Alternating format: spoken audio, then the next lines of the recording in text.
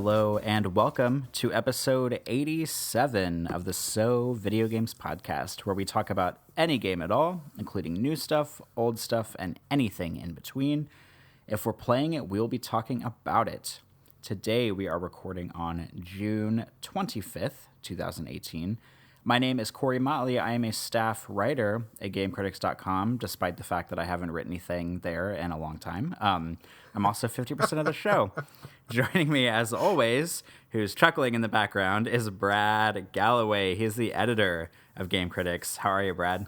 I am doing well, and I'm glad you brought that up because your quota is way past due, kid. We got to get you back in the bullpen writing us some articles. Well, you know, if some publishers would actually send me the correct DLC for their games, I'd be able to write some stuff for the site. How about that? Oh, shit. Corey's laying it down. We'll talk about that, I'm sure.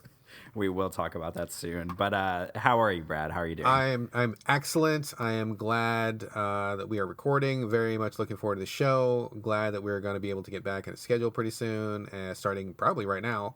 And I'm good to go, man. I can't wait to talk about some shit. Good. Me too. Let's. We don't have any housekeeping notes, believe it or not, this week. Nothing special to talk about at the top of the show. Covered E3 last week, everything. We're starting fresh not really with new games, but with some new games. But yeah, no housekeeping, nothing special. So let's just jump into the games talk. Brad, I am shocked to tell you that I have actually heard of the game that you're about to talk about, and I almost bought it on a PSN sale recently, but I did not, and I'm interested to hear what you have to say about it. So let's talk about... Oh, God, I don't even want to say this title out loud. The Infectious Madness of Dr. Dekker. I'm utterly surprised you've heard of this game because I'm usually pretty good at surprising you. I always whip out these titles where you're like, I have not heard of it. But you've heard of this one. What caught your eye? How did you hear about this? It was on sale, I get that, but what drew your attention to it? I can't remember. Maybe it was the ludicrous title, but I was looking through games on the PSN and I saw the title, and I can't remember what the graphic of the game looks like on the PSN store, if that caught my eye or if the title alone was kind of absurd, so it caught my eye. And I remember clicking on it and looking at it, and correct me if I'm wrong, but this is like the psychology, like FMV, okay. And I remember looking at it, and I looked at some screenshots, and I was like, this is one of those games where it's like real life actors playing the game. And I remember looking through it and just being kind of like, I kind of want to play one of these games, but I don't know if this is the right entry level for it, because we had talked about, you and I have talked about several of those kind of games that have been kind of having a renaissance on the PS4 lately, and I just this one didn't seem to be right for me, so I just kind of backed away and kept scrolling down the list. But I'm interested to hear about it. So let's talk about it. You are correct in saying that FMV, which is full motion video, has been kind of making a little bit of a mini renaissance. And for those people who don't know, and honestly, I guess it's very possible that a lot of people might not know because these games were popular so long ago. Full motion video in this context means that real life human actors are filmed doing things, and then that footage is somehow spliced into a game, whether that means developers insert maybe QuickTime events, or they perhaps include story branching paths, and so you pick one choice and they play one clip, or pick another choice, they play a different clip. So this is all real life actors. There's no video game graphics going on in this thing. And the premise is, well, okay, so before I say that, let me say that the developers of this game do not do themselves any favors. Their approach is very bare bones. The game starts with no tutorial, no intro. You just launch right into it. And I think that was a very bad idea because I think a game like this needs a little bit of introduction for sure. So what I have gathered from playing this game, excuse me, is that you are it's either a psychologist or a psychiatrist. I'm not sure which. Pardon me, pollen. And you're taking over for Dr. Dekker, who has been killed. So you are his replacement doctor.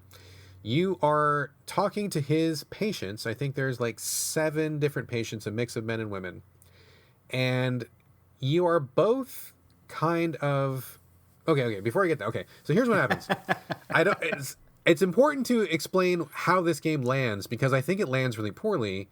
in addition to having some other problems. But I think just the very way that it starts really kind of puts you off, because as the game begins, you get no introduction. You don't know who you are. You don't know what's going on. You don't know anything. And you're talking to a person, and she's like, oh, you're here. Go talk to the patients right away. And so you're like, okay, well, I'm a doctor. What's going on? And then you pick from one of, I think, 7 different people, and you sit down with them, and they all have like just different things to say. Like, oh, are you the replacement doctor? Oh, what? Oh, I'm glad you're here because I have problems and I want to talk to you. And they, everybody has their own personality, but you don't know like what you're fucking there for. Like, you don't know exactly what's going on. And so, how the game presents is there are a list of questions in the upper left-hand corner, text questions. So you pick whichever one you want and press the button. And, for example, it'll say, tell me about yourself. And then it'll play a clip where the person will be like, oh, my name is Susan, and I am a rich British lady, and I'm here Does she because... say that? No, but like, I'm kind of paraphrasing just to, give you guys the proper flavor. And she'll be like, oh, and I'm here because I committed violence against my husband, and they think I'm a psychopath, so fix me. And they kind of say stuff like that. I mean, there's like, one lady who's like violent. And I think this all takes place in the UK because they all have accents and bad teeth, and they all just seem like they're kind of, that kind of person. So you're watching this and you're just like picking choices and listening to them say stuff, but it doesn't have a lot of meaning because you don't, there was no lead up to this, and you're not given an assignment, and you don't really know what you're after. So everybody, I mean, the acting is okay. I think it's not bad. I've seen better. I've seen worse. There's a fair amount of cheese going on here, but it's okay cheese. It's fine cheese. And everybody's just really weird. Like, one woman seems really uptight and she has a shitty attitude and she's angry. One person seems like she is the kind of a nurse who like kills patients in their sleep. One woman is like weird and she's like totally coming on to you because she's wearing this like really low cut dress and like saying really provocative things. And there's like a variety of different character types. But really how it boils down to is like you're just picking these dialogue choices and watching them say something. And, you'll just ask them questions. What's your problem? What did you know about Dr. Dekker? What did you know about his murder? What do you want me to do for you?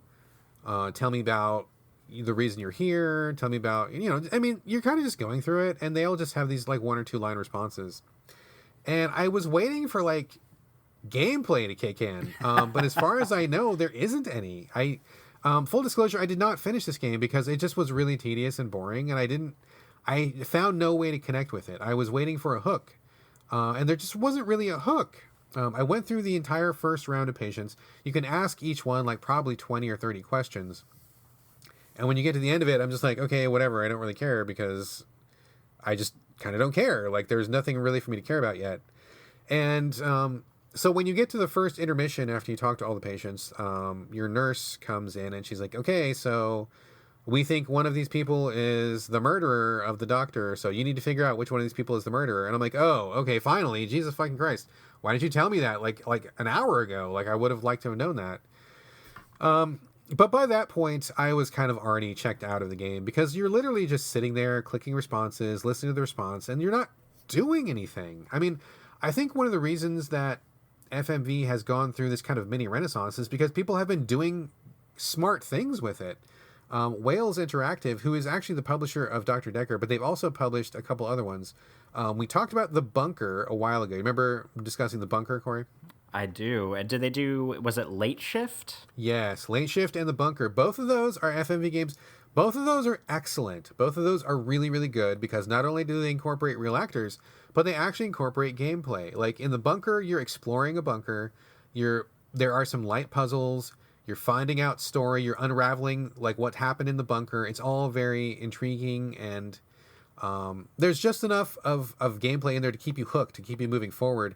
And with Late Shift, that was a story about a guy who gets caught up in this crime ring at midnight, and he has this crazy adventure all over town. I mean, that was like really action-packed, and there were so many branches in the story. Every time something would come up, like you would just like, you really wanted to see how the story turned out. Like, should you help these criminals? Should you turn them in? If you help them, do you shoot the bystander or do you try to knock him out? And like, there's like this choices and choices and choices and choices would pop up.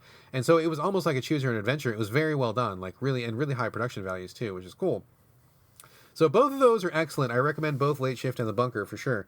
But this one is just people on a couch talking without real much motivation, and there's no gameplay happening. You're just listening. And the thing that makes it even worse was I didn't realize this for a long time, but there is a little picture of the PS4 touchpad in the right hand of the screen, and I didn't notice it at first because it's just really small and unobtrusive. But after a while, my eye caught it. I'm like, oh, wait a minute. What's that thing over there? Oh, it's a touchpad. What does that do? And so you push it, and then a keyboard pops up. And I'm like, why is a keyboard popping up? I don't understand, because they didn't explain it. They didn't tell me anything about it. And I was like, well, whatever. I haven't used it yet, so I'm not going to use it now. But as I got further in, I'm like, okay, wait a minute. They actually want you to type in questions. So I literally played like probably a couple hours without even knowing that I could even type questions.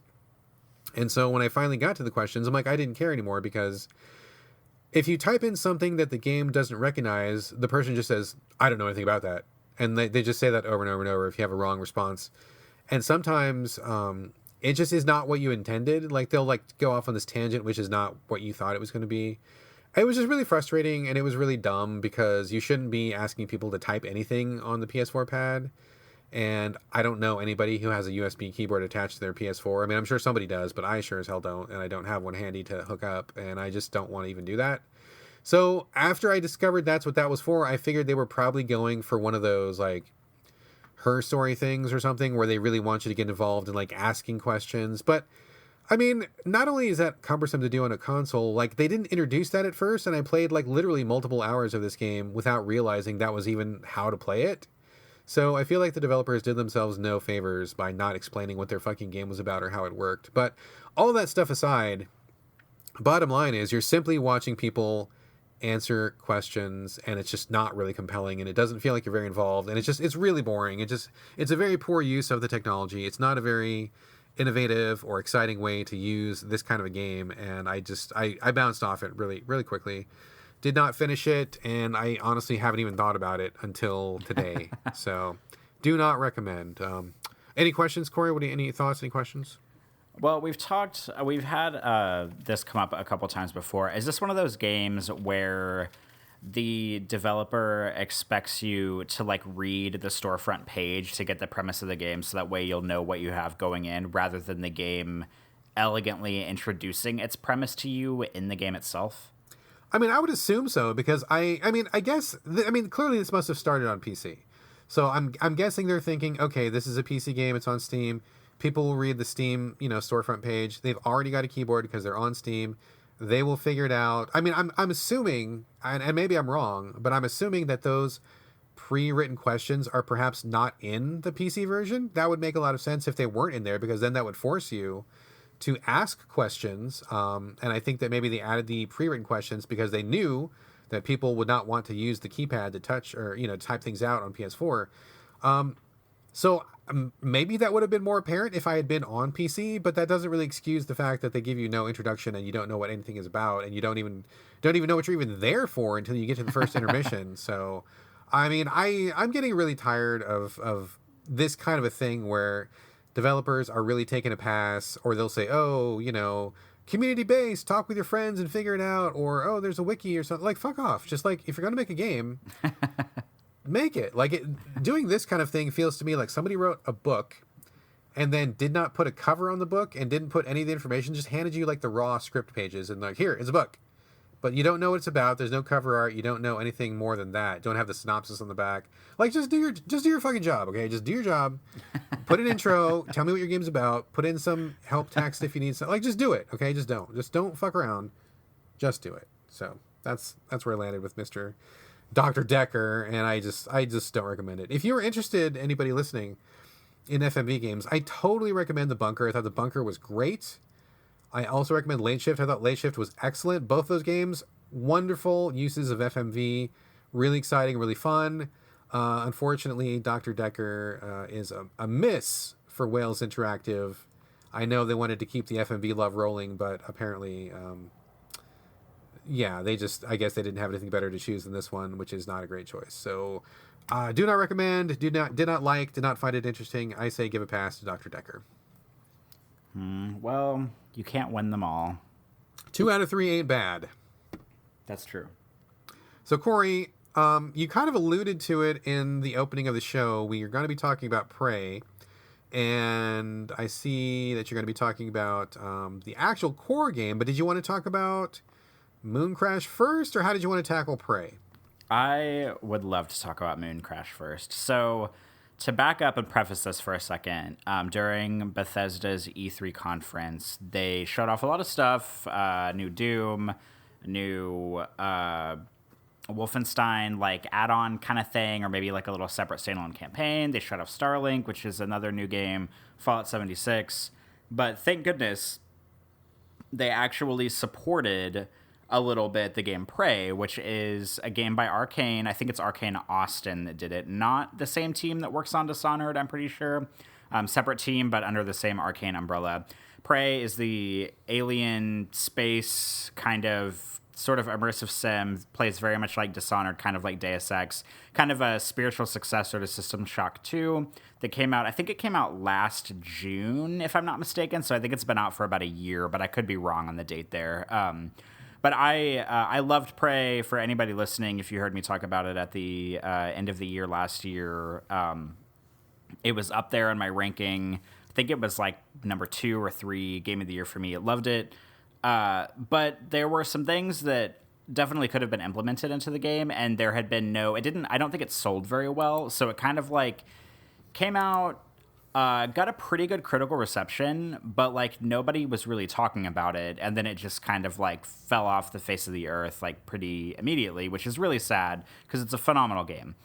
But much to everyone's surprise, they did a little showcase for it at this E3, and they talked about launching a DLC called Moon Crash. And they have a deluxe edition of the game now that is packaged with Moon Crash, and then they have Moon Crash, which is like a separate game. And as far as I know from what I've researched about it, Moon Crash is a standalone, well, not really standalone, but it's like not story-related DLC. It doesn't continue the story of Morgan Yu, who's the main character in the game.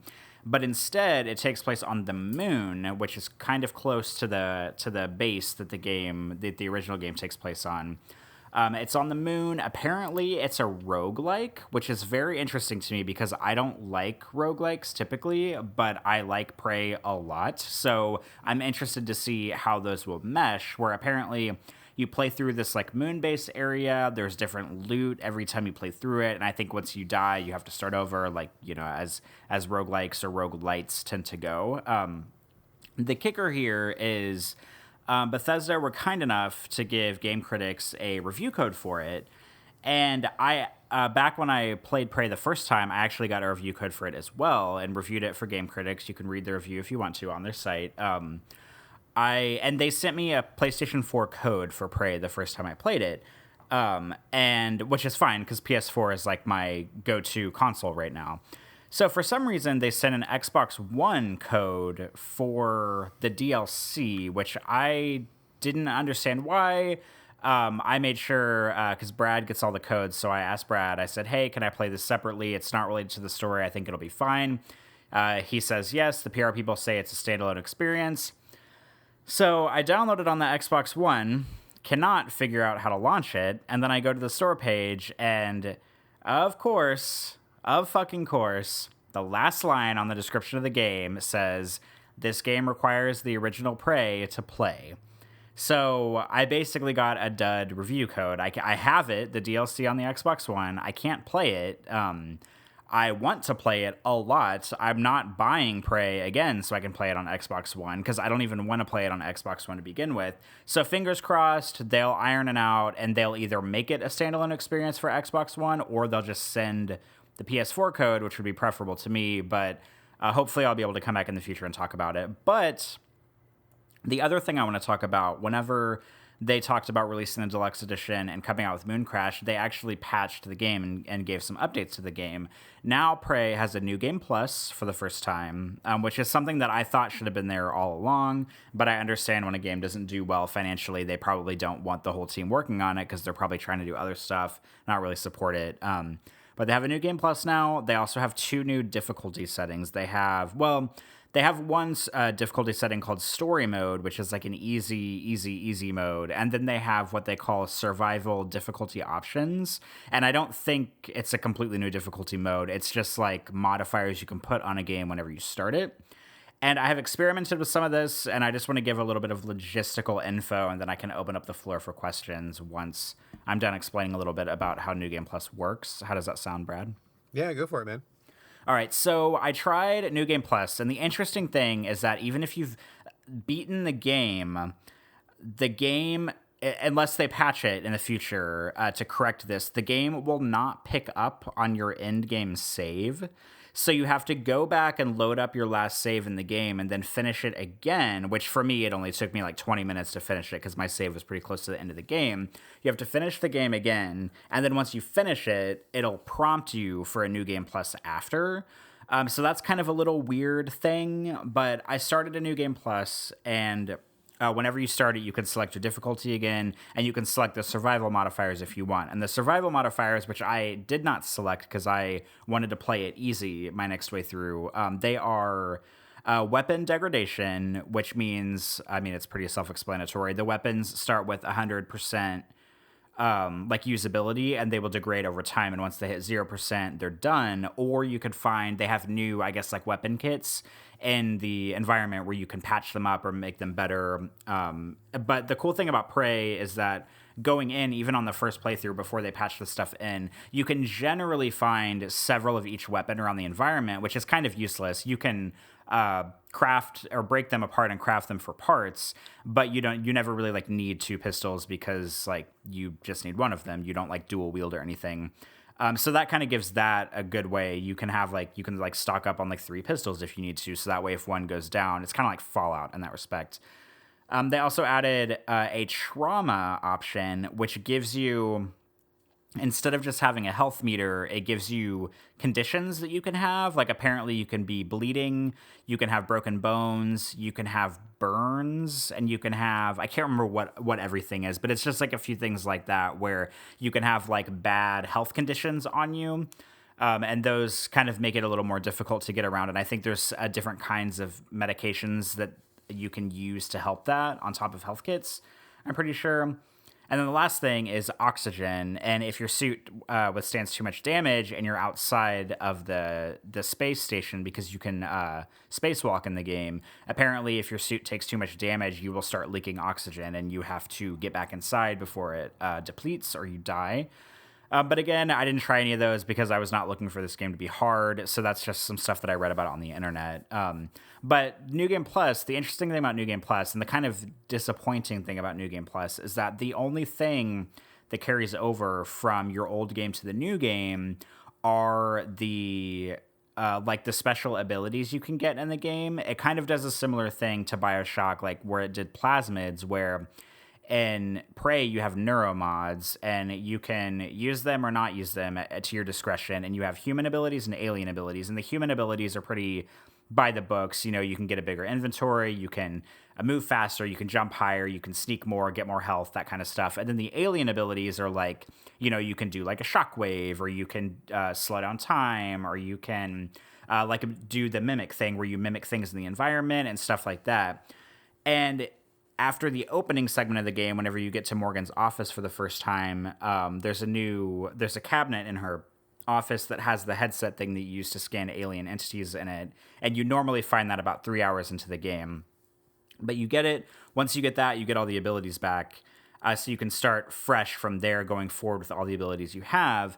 But the disappointing thing is that if you had unused neuromods at the end of your last game, you do not get those back. You don't get anything in your inventory back. So if you had weapons that you upgraded, if you had special weapons from certain quests, like there's a golden pistol you can get pretty late in the game that's like stats are higher than the regular pistol, you don't get any of that stuff back. So that was a little bit disappointing for me. I was hoping that they would at least give you the neuromods back, so that way in case you didn't use them, you could have them back to go ahead and use them at the beginning of the New Game Plus, but you don't. So if you're playing Prey for the first time and you want to do a New Game Plus, I would recommend right before you finish the game, use all your neuromods if you're someone like me who saves them up, and that way you'll have the abilities going into the next game. And also don't be too sentimentally attached to your guns because you're not getting those back in the second game. And I think that's it. Oh, the last thing, story mode. So I tried playing the game on story mode, which is supposed to be like an easier mode. And to be honest, I did not see any difference between easy mode and story mode. I was hoping that story mode would basically like cut most of the enemies out of the game where you can just kind of explore, because I feel like Prey, there's definitely room for Prey to have basically just be like almost like Tacoma, where you're just like walking around the space station and trying to piece together what happened rather than fighting stuff all the time. But I played about an hour and a half of story mode, and I don't know if the game was scaling to me because I was doing a New Game Plus, or if it just wasn't implemented very well. But all of the enemy encounters that I had from the game, from the previous times I'd played the game, were still there. They didn't like cut any enemies out, to my knowledge. I mean, the enemies might have done less damage, but I wasn't really paying close enough attention to find out if they were doing less damage. So I feel like story mode is kind of a bust. Like maybe for first-time players it might be better, but I kind of wish that they would have just cut out like a big chunk of the enemies and left them out entirely rather than making them do a little bit less damage, because now you have story mode, easy mode, normal mode, hard mode, and then you have the survival modifiers you can put on top of them. And I don't know, I feel like they could have done better with story mode, but those are all the updates I have as of now in case anybody's playing it or wants some logistical info. Despite the patch being kind of up and down, like New Game Plus is pretty good, story mode doesn't seem super effective. At the end of the day, I still highly recommend Prey. I love this game. If you like Dishonored, if you like Deus Ex, if you like if you're a System Shock fan or even like a Half-Life fan, I think Prey will be pretty well up your alley. I love it. I highly recommend this game, and now it has new game modes and stuff. But I think that's it. Brad, do you have any questions or any comments or anything? No real questions. I mean, I played Prey for a little bit. It was not my cup of tea. I know that you really love it, and a couple people in my feed are real big fans of it. So if you are that kind of person, it definitely seems like this is the game that will scratch that itch. But I was not itchy in that way when this game came along, so I was like, I want to give this game a pass. It does bring to mind something interesting, though, about New Game Plus modes in general. I don't know about you, or I don't know about how people like New Game Plus overall, but I mean, so I rarely replay a game. Very rare do I replay. I have to like love a game to even consider replaying it. And if I'm going to do a New Game Plus mode, like what I want out of a New Game Plus mode is ideally I would like extra story content. That would be the best thing. But I realize that's not always possible. If it's not possible, the next thing that I would like is to simply play through the game again, not harder, not more challenging. I want to keep all my stuff that I had, and I want to wreck fucking ass when I go through that game. I want to destroy shit, and I want to just like have fun. Take out all those bosses that gave me a hard time the first time with no problem. I want to be a Superman dispensing justice all throughout the game. I just want to play through it as it's like with Resident Evil back in the day, where like if you put in the hard work the first time, beat the original Resident Evil under like 7 hours or whatever it is, and you got all the stuff, you would get like the rocket launcher as a reward, and then you would just like kill everything in one fucking hit with infinite ammo from across the map. That was the best. I'm like, yes, coming back for you motherfucking hunter. I'm gonna shoot you with a goddamn rocket from across the room. What do you think of that? Like, I mean, that's what I want out of a New Game Plus. And hearing you say that they take away the neuromods you didn't use and all your weapons get stripped away, and I'm like, what the fuck good is that? Who wants that? I don't want that. I don't want more challenge or to have to like redo the same stuff again. Let me keep my stuff. Let me just enjoy. Let me just have fun with the game in a new way that I wasn't able to the first time. I played it legit the first time. I beat your challenges. I got through the whole thing. I saw the vision that you wanted me to see. Now, let me just fucking kill dudes and just be invincible and have fun with it. Like, that's what I want. And so, like, hearing you describe the New Game Plus of this game, I'm like, why? No, I'm not going to play your game in the first place, and I'm certainly not going to I do not approve of your use of New Game Plus. So that's kind of how I think. Like, what about you, Corey? Like, not only with Prey, but in general, if you ever partake of a New Game Plus, like, what kind of a New Game Plus experience do you want out of it? Well, first off, in Prey's defense a little bit in this scenario, I mean, keeping all of the abilities that you've purchased in the game before does give you like a pretty big upper hand going in. So it's not like you're playing it again and it's like really challenging, it's really hard. So that makes it a little bit easier. But in general, I pretty much agree with you. Like the weird thing for me with Prey is even like Doom. I know that, you know, it's same publisher, different developers, but like whenever Doom came out a couple years ago, like that game has an excellent new game plus because you finish the game and then you can basically reload any chapter you want from the game, from, you know, kind of going forward into the game, or you can play the whole thing over again if you want. And you keep everything because the game has different mods you can put on the guns. You have abilities that you can upgrade for the Doom Marine, you know, different things you can get for him. And whenever you start the game over or replay any chapters, you keep everything. And I mean, that's sort of how like Resident Evil 5's New Game Plus was. Like, you finish the game and you keep everything. You keep all your guns from the last segment, from the last time you played. You keep all the upgrades to the guns you had. You keep all your money. You keep all your treasure. Like, that's how I like to play New Game Plus also. I like to have everything from the game before. And, like, I don't need it to be harder. But, I mean, if you have New Game Plus and you at least give me the option of selecting a difficulty level, like, that's nice. That's fine. Like, I'm pretty sure I played Doom 2016 on either medium or easy. And then I think I played it on medium the first time. And then when I went back and played chapters on New Game Plus, I played it on a hard because I had all the weapons, I had all the power-ups. So it felt nice to have the challenge lifted a little bit. But I kind of fall in line with you. Like, I want to have everything from the old game, and I want to really have fun and really explore. And I mean, that's kind of how Prey is too. Like, Prey is such a big game and there's so many things to explore that if you go back for New Game Plus, like, you can really, if you're kind of someone who just like mainlines it, you can really like get into the nitty gritty and explore like every single room and every nook and cranny and every ventilation shaft and, you know, spacewalk, you know, to your heart's content all around the space station. And maybe you'll feel more comfortable doing that on a New Game Plus rather than doing it on the first time through. So that's kind of nice. But yeah, I like to have everything. So Prey was a little disappointing whenever it didn't give me my weapons back. It didn't give me unused neuromods back. It didn't give me unused crafting materials back. Like, I wish that it gave me everything. Like, I'll settle for the abilities that I get, but I would prefer to have it all. Yeah, if I'm going to do it, that's what I want to do. I don't play games for challenge anymore. I got to really enjoy something. And if I enjoy it the first time, I just, I don't want harder. I mean, I know some people live for the challenge and that's fine. Like those Souls players who like the New Game Plus gets harder every time you New Game Plus it. And there's people who are playing on like New Game Plus like 14 or some shit like that. And I'm like, I just don't need that. I don't want it. And I mean, if the option's there, that's fine. But for me, I just give me the old, just let me be strong, let me be invincible, let me just go through it again for funsies. So that's what I want. But anyway, no more questions for me. I do not think I will be adding Prey to my backlog anytime soon, but I'm glad that you enjoyed it. I'm glad you dove back in. And I'm really sorry about the mix up with Moon Crash. I have no idea when they sent us an Xbox code, when they sent us a PS4 the first time. But yeah, if we get this rectified on the PR side, we will be talking about it here on the show, I'm sure. Yes, I hope so, because I'm very, very, I mean, as you might imagine, because I love Prey, very excited to play Moon Crash. So hopefully we'll get it figured out, and I will be able to report back on it in the future. Sounds good, sounds good. Shall we move on? We shall.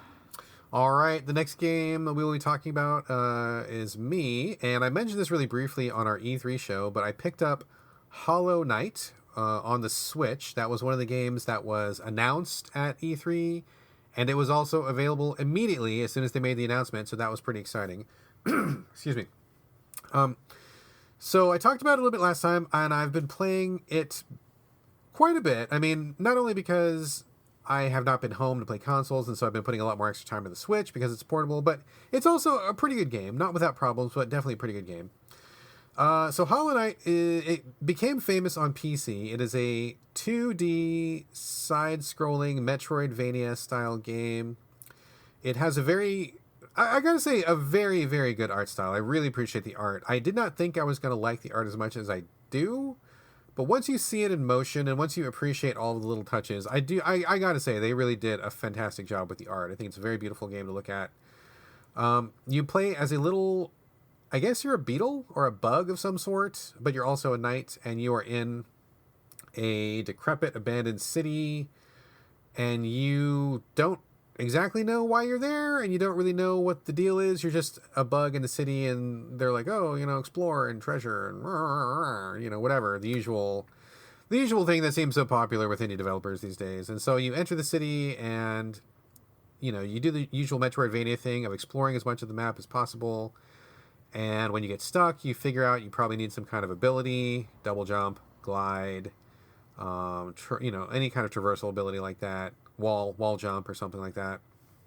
So you bounce off of a dead end, you explore somewhere else, you come back, you collect the power, come back. I mean, we all know how Metroidvanias go. This does not reinvent the wheel in any way, but I think that it's really well done because I think the graphics are great. But this game is also very famous because it takes a lot of inspiration directly from the Dark Souls series. Clearly very, very, very inspired by Dark Souls, which I think in some ways is okay. In other ways is perhaps not so okay. And before I forget, Corey, we actually got a bunch of listener comments about the games that we were talking about today. And I was stupid because we should have read those comments as we were reading the games. So that was my bad. I sent you the notes and I didn't specify that. I will do that correctly next time. But how about we read the comments for Hollow Knight after I get done with my comments? That way it'll all make more sense. That seems to me to be the more logical thing to do. What do you think? That sounds like a plan. Okay, so remind me if I forget, please. So you go through Hollow Knight, and I mean, the controls are tight. You have a little sword slash, you have a jump. That's all you have at the beginning. But one of the neat things is as you strike enemies successfully, you build up like a soul meter. And when you build up enough soul, you are able to give yourself life back. So like you start off with, I think, 5 little pips of life. And, you take damage as you do. But if you are able to successfully attack enemies without getting hit back, you will build up that soul and you can recharge your life. So like you get into a tough battle, you take some hits, rather than having you limp all the way through the game or looking for some kind of dumb health pack or something, you just have to successfully attack characters. And then once you successfully attack them, refill your life and you're good to go to keep exploring, which I think is a great idea. Wonderful, wonderful idea. Very smart design. Other than that, I think that the game has some issues, and I want to talk about those issues, but I do also want to give it credit for being intriguing enough to make me want to keep playing, because I almost quit the game in the beginning because I got pretty frustrated with it. And I'll talk about that in a second, but it's an intriguing setting if you like the feeling of the Souls world where there's mysterious things happening. You're only getting little bits of lore. If you don't know what the whole story is, if you like poking into dark corners, this game does that very, very well. They've got a good sense of the world. They've got a lot of lore that I think does a good job of filling in the gaps of what you know, and there's a lot of gaps in what you know. And just in general, I think that it's very interesting as a setting. It's very compelling. So between the tight controls, the clever life regain mechanic, and the intrigue of just exploring this world, I think that in itself is enough to sell it. And I want to be clear, I do recommend this game. I think it's a very well done game. I think it's very good. Still playing it, still enjoying it, and I just want to be clear about that because I'm about to bitch about it for a second, but I do think it's very good. So I want to stay on that side of things. But getting to the things that Hollow Knight does wrong, I think that honestly, I think them taking so much inspiration from Souls is where it goes wrong, because the things that work in Souls are very Souls-like and very endemic to that particular franchise, and I don't think those things necessarily translate well to other franchises. And yet, so many developers think that it's these things that make Souls what it is, when it's not. Like, it's about the world, it's about the feeling of isolation, it's about, exploring things and overcoming challenges, and that's not really something that translate easily. And I think that a lot of developers, and not just Hollow Knight developers, but other developers too, they see the mechanical things and they think, oh, well, in Souls, when you die, you lose all your money, and then you got to go back and do a corpse run and go get that money. That's a Souls thing, right? Right? Let's do that too. Okay, it doesn't work in this game. Like, it doesn't make sense, because having to go through a bunch of challenges just to pick up your money that you lost in Dark Souls, it serves kind of a purpose, because in one way it increases the tension of what you're doing, and it also really encourages you to be very tactical about how you approach the situation. In Hollow Knight, I mean, ish, but it's more about like if you just manage to avoid taking damage. Like it's not like you can really vary your tactics very much. Like in Dark Souls, you can fight a guy head on, you can try to backstab him, you can try to avoid him, you can try a different magic spell, you can equip a different weapon. Like you've got many different, verbs, as Gary Butterfield of Bonfireside Chat likes to say. Like Dark Souls gives you a lot of verbs, and I think that's great. Like, and so if you lose your money and you got to go back and get it, you got to be really careful and you think about situations. But in Hollow Knight, that's just not the case. I mean, you've got a very limited move set, basically just a jump and a slash. And so it's all about just like, can I avoid getting hit by these enemies? Can I make it through? Can I run past these guys? And it just doesn't have the same feeling. And I think in the beginning of the game, I lost quite a bit of money that way. And it just felt like really punishing without any real benefit to having done it. The other thing that I think is really not a great idea is they have taken the bonfire system of Dark Souls and transposed it here. Instead of a bonfire, it's like benches. So you find a little park bench, you sit on it, you save, that's where you restart if you die. But there are totally not enough of these park benches, and this game in Hollow Knight is huge. Very large. I mean, much larger. Excuse me, sorry. Much larger than you would think. Much larger than the average Metroidvania. It's a huge game, honestly. And between the size of the game and the lack of direction, because you don't really know where you need to go all the time, like you don't know what you're supposed to be doing, and so it really falls to you to explore. There needs to be more saves, because you can explore for quite a while and then don't hit a bench and you get killed by something and you get sent all the way back. And I know that's a thing in Dark Souls, and again, I think it somewhat works in Dark Souls for a different reason. I don't think it quite works for the same reason here. I just don't think it works at all. And I wish that they didn't do that to you, because I end up just like redoing long stretches of game for no real good reason. And it just is really fucking irritating.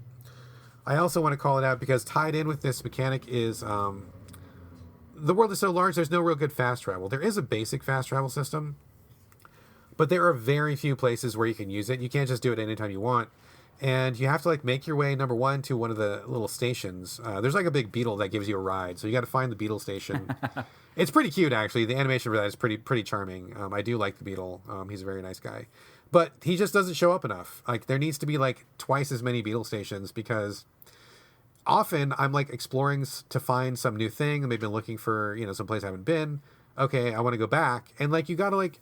It's just such a long trek. Like it's so far to go. I've got to the point in the game where I have explored almost all the areas, and now I'm not exploring anything anymore. I just want to get from point A to point B. Like oh, I have money, and I want to go buy that thing that I saw 3 hours ago, but it's at the other side of the map, so I need to like take a beetle station as far as I can go, and then once I take that beetle, then I have like a mile to walk, and then hopefully I won't die on the way because there's no benches, and it becomes really annoying. It's especially annoying when you're doing a boss, and I gotta say, I feel like the bosses in this game kind of cross the line. A lot of them are really difficult, and because you have so few things to do with your moveset, it's hard to tell, like, am I not playing well enough, or am I supposed to have a power-up that I don't know exists? Should I be looking for a power-up? Should I be tougher than this? Or should I just be playing better? Like, it's really, really hard to tell. And the game doesn't give you any hints, and so it's really kind of a crapshoot. And what usually ends up happening is like you'll go to a boss, you'll fight the boss, or maybe you won't even know it's a boss. Sometimes you stumble across a boss and you're stuck in the fight and you can't beat the guy. And then when you die, your corpse is inside the boss room. So it's like, well, I got to get my money back. So I got to go fight get my money back. But then you're back in the boss room again. And there's a way to circumvent that, but it's not obvious, and it's kind of a pain in the ass. So it's not a simple thing. So I feel like whenever this game takes a direct cue from Dark Souls, I feel like it actually hurts the game. I wish that it was a more friendly system of fast travel, a better save system. I actually wouldn't mind a little bit more direction. I've actually started looking at a walkthrough online, because the game is so huge. I could spend like hours and hours just going in the wrong direction, not knowing what to do. And I just don't want to be blindly searching. So I've been following a walkthrough, which is pretty good, kind of giving me like the critical path, which is fine. And, I've been enjoying the game, but as much as I'm enjoying it and as much as I think it gets right, I think it often gets a lot of things wrong. And I think the Souls people give it a pass because they are familiar with these things and they don't mind doing that stuff. But if you look at this game outside of the Souls context, I don't think any of those things work. And I think it would be a much stronger experience if it simply did what it does well, which is, the platforming, the control, the world design, the animation, all those things are great. They're really top notch. If it had been doing its own thing, I think it would be stronger. But I mean, that said, I do really enjoy this game. I do think it is very good. I do recommend it if you're in the mood for a Metroidvania, or if you like Souls a lot. Certainly play this for sure. I mean, it's good. I'm disappointed by a whole bunch of developers, and these guys are not the only ones. There's a lot of developers out there who really like the Souls games, which is fine, and then they want to do their own version of Souls, but they just either don't understand how Souls works and what makes it work, or they don't understand that you just can't do that again. Like, they do your own thing. I think Neo is probably the most successful of the Souls-likes because they take the core ideas and then go off in a totally different direction. And I think Hollow Knight was close because translating Souls into 2D Metroidvania has been done before with Salt and Sanctuary, which I really super 100% didn't like. This one does it much better here, but they still are not quite doing their own thing enough. I wish they would break out a little bit more, but overall, I do give Hollow Knight a thumbs up. I'm still playing it despite the frustrations, and I do recommend it, do like it. So, Corey, we have a comment, but go ahead, tell me your thoughts first. We'll do the comment at the end. I just want to let you know that you pulled quite possibly the biggest Corey Motley I've ever seen you pull on the show so far. Because oh shit! Like it's bad, but it's fine, but it's bad. Well, it's more of a I like this game, but I'm gonna complain about it for 20 minutes. Like, that's very much, I feel like, a thing that I do all the time. Because like about halfway through your spiel, I was gonna follow that up with, okay, so you like this game? Is that right? But then you kind of circled back on it already and, said that you were enjoying it and gave it a thumbs up. But totally feel like you totally took a page from my book and like a game, but then you just bitched about it for like 15 minutes. 3 cheers for So Video Games, folks. That's what we do here. I don't really think I have anything to say. I mean, anytime I see a game that is either self-described or crowd-described, as Dark Souls like, I run as fast as I can the opposite direction. So not remotely interested in this. It sounds very Castlevania-y to me, which is good. Like, a lot of the things you're explaining, I mean, I know it's like a Metroidvania game, but I keep thinking about like Castlevania Symphony of the Night, which I love Castlevania, and Symphony of the Night is obviously one of like the classics, that maybe the best one in the series according to popular opinion. But the fact that it has the Souls stuff in it, I'm just like, bleh, like I'm not into it, not here for it. I don't want to be penalized that harshly whenever I die and then have to like double back across the entire map and do it extra carefully just to get my shit back, just so I can die again and do it all over again. Not interested in that, so I will be giving this game maybe the hardest pass ever. And not to mention that I don't have a Switch anyway. I mean, I guess I could play it on PC, but I don't have a Switch yet, so I'm not interested in this game. So we can move on to comments if you want to. Would you, if you don't mind, would you read the comments and then I'll follow up to the comments? Is that okay? Yes.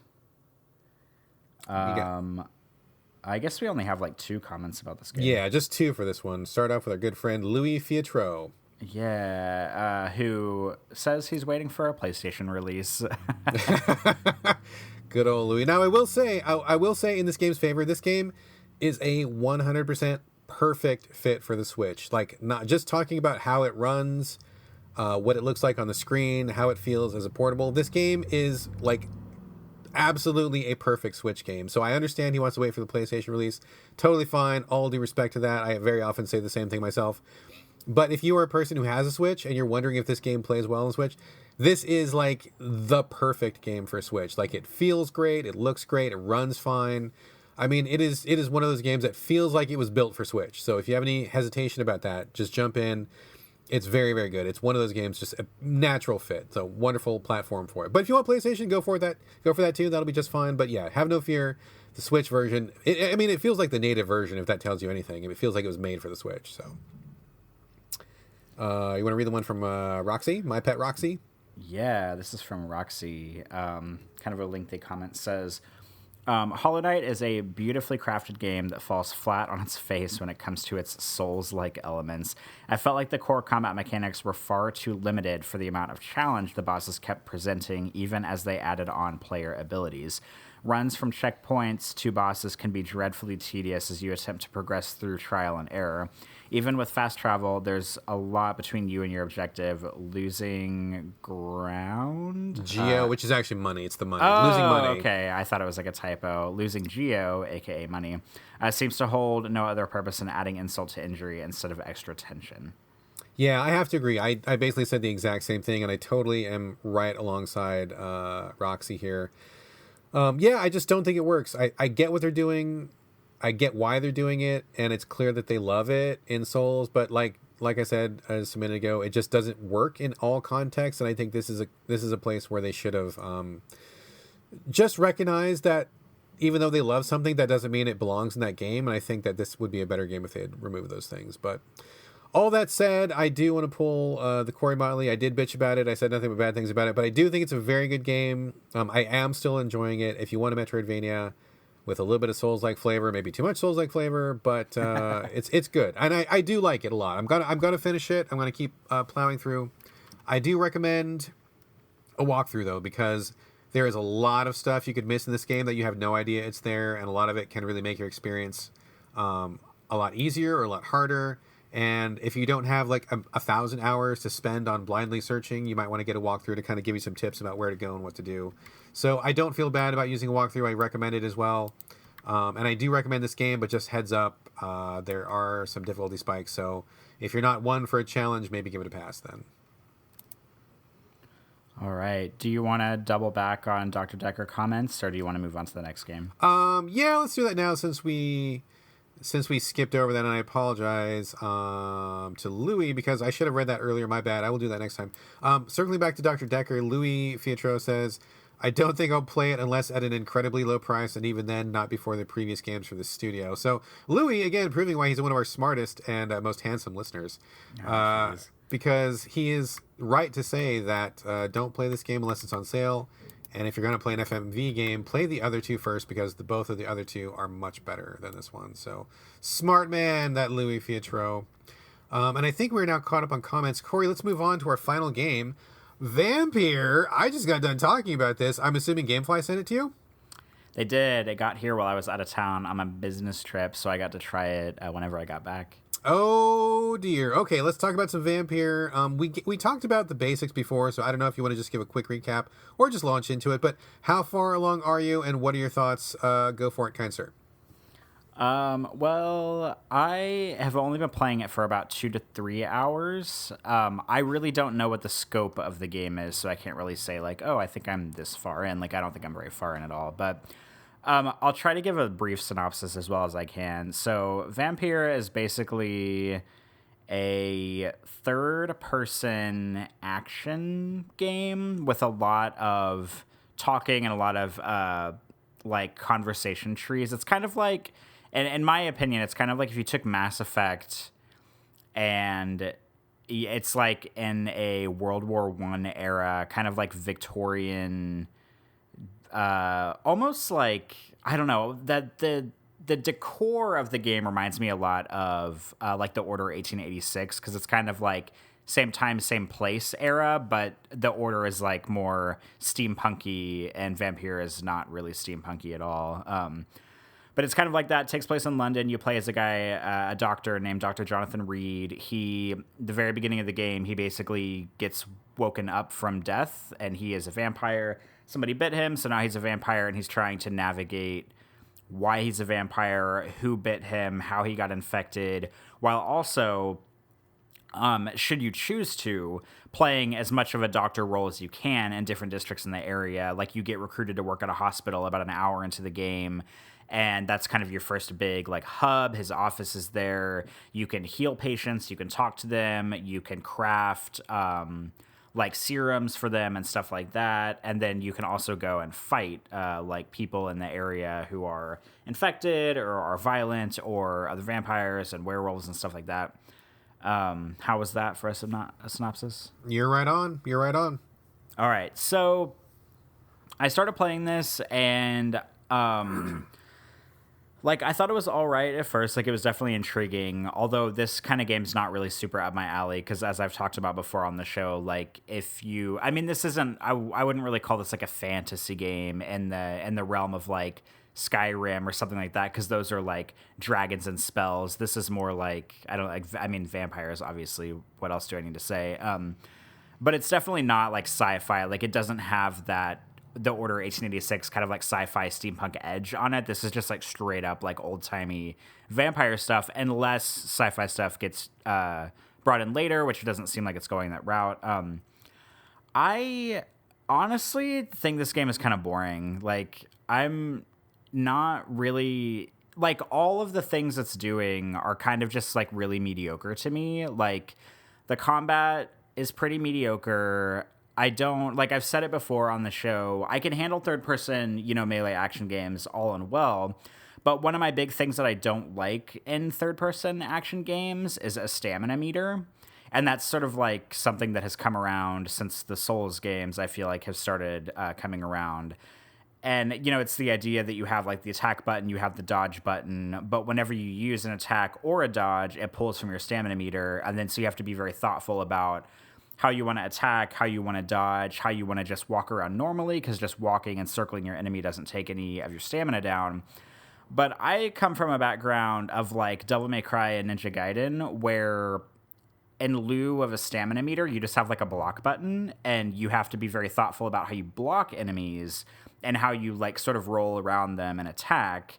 But this game doesn't, not that I can see yet, doesn't really have a block. You can like parry your enemies if you have certain weapons, and I don't really like that. I just like being able to block and dodge.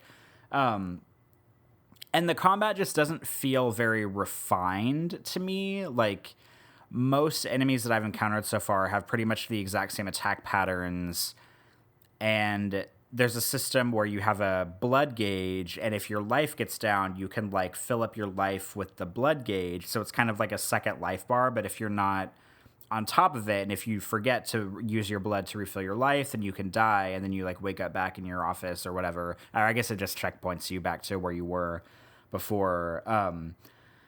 And like the game has I know I was prepped for the game to have a lot of talking, but it has a lot of talking. Like, and you don't have to do it, but it's one of those games where I feel like it's part of the game and that I should do it, in the same way that Mass Effect was. Like, you can just like blow through a bunch of conversations in Mass Effect and get to all the action, but like Mass Effect and Vampyr are the same way, in which like there's a lot of dialogue, but it's there for a reason, and you feel like you should be having these discussions with people, so I wouldn't feel quite right about not talking to them. So it has a lot of talking, it has a lot of dialogue trees. An interesting thing it has that I wasn't expecting coming in is that it has what it calls this hint system, where whenever you talk to somebody, or if you read an article or like find someone, I don't know, like a note for somebody, you can unlock hints about other people, and then you can go back and talk to them about those things, which seems it's very organic. Like, it's basically how real life works. Like, you talk to somebody, you learn something about a different person, and then you can go back to that person and be like, oh, I heard this about you. Like, why don't you tell me about this? And Jonathan in the game, he has like one of his vampire abilities is kind of like an interrogation ability, where sometimes whenever he learns hints, he does this like bellowing voice thing where when he talks oh my god, to dude, them, that is the best part of the game. I love when he does that. That is the best. He's just like, you're talking and talking, he's like, tell me about this thing, and like they tell you. Holy shit, I love it. I mean, it's pretty funny, and it's kind of like effective because his voice like echoes and it gets like louder and deeper, and it's funny because like you can ask about like anything that the hint unlocks. Like, sometimes it's really kind of standard stuff, and sometimes it's really silly stuff. Like, it'll be like, tell me about your relationship with the emergency driver, and it's like kind of like out of left field, but then the person, like, because of his powers, the person just immediately tells you about it and doesn't seem like offended or anything about you asking. They just like straight up tell you the truth about it, which is cool. But what I don't like about the hint system is that it basically just keeps you juggling back and forth between players and talking to them over and over again. And the game will show you when you've unlocked a hint to then ask something about somebody. But there's so many fucking characters in the game that I forget who all I've unlocked hints for.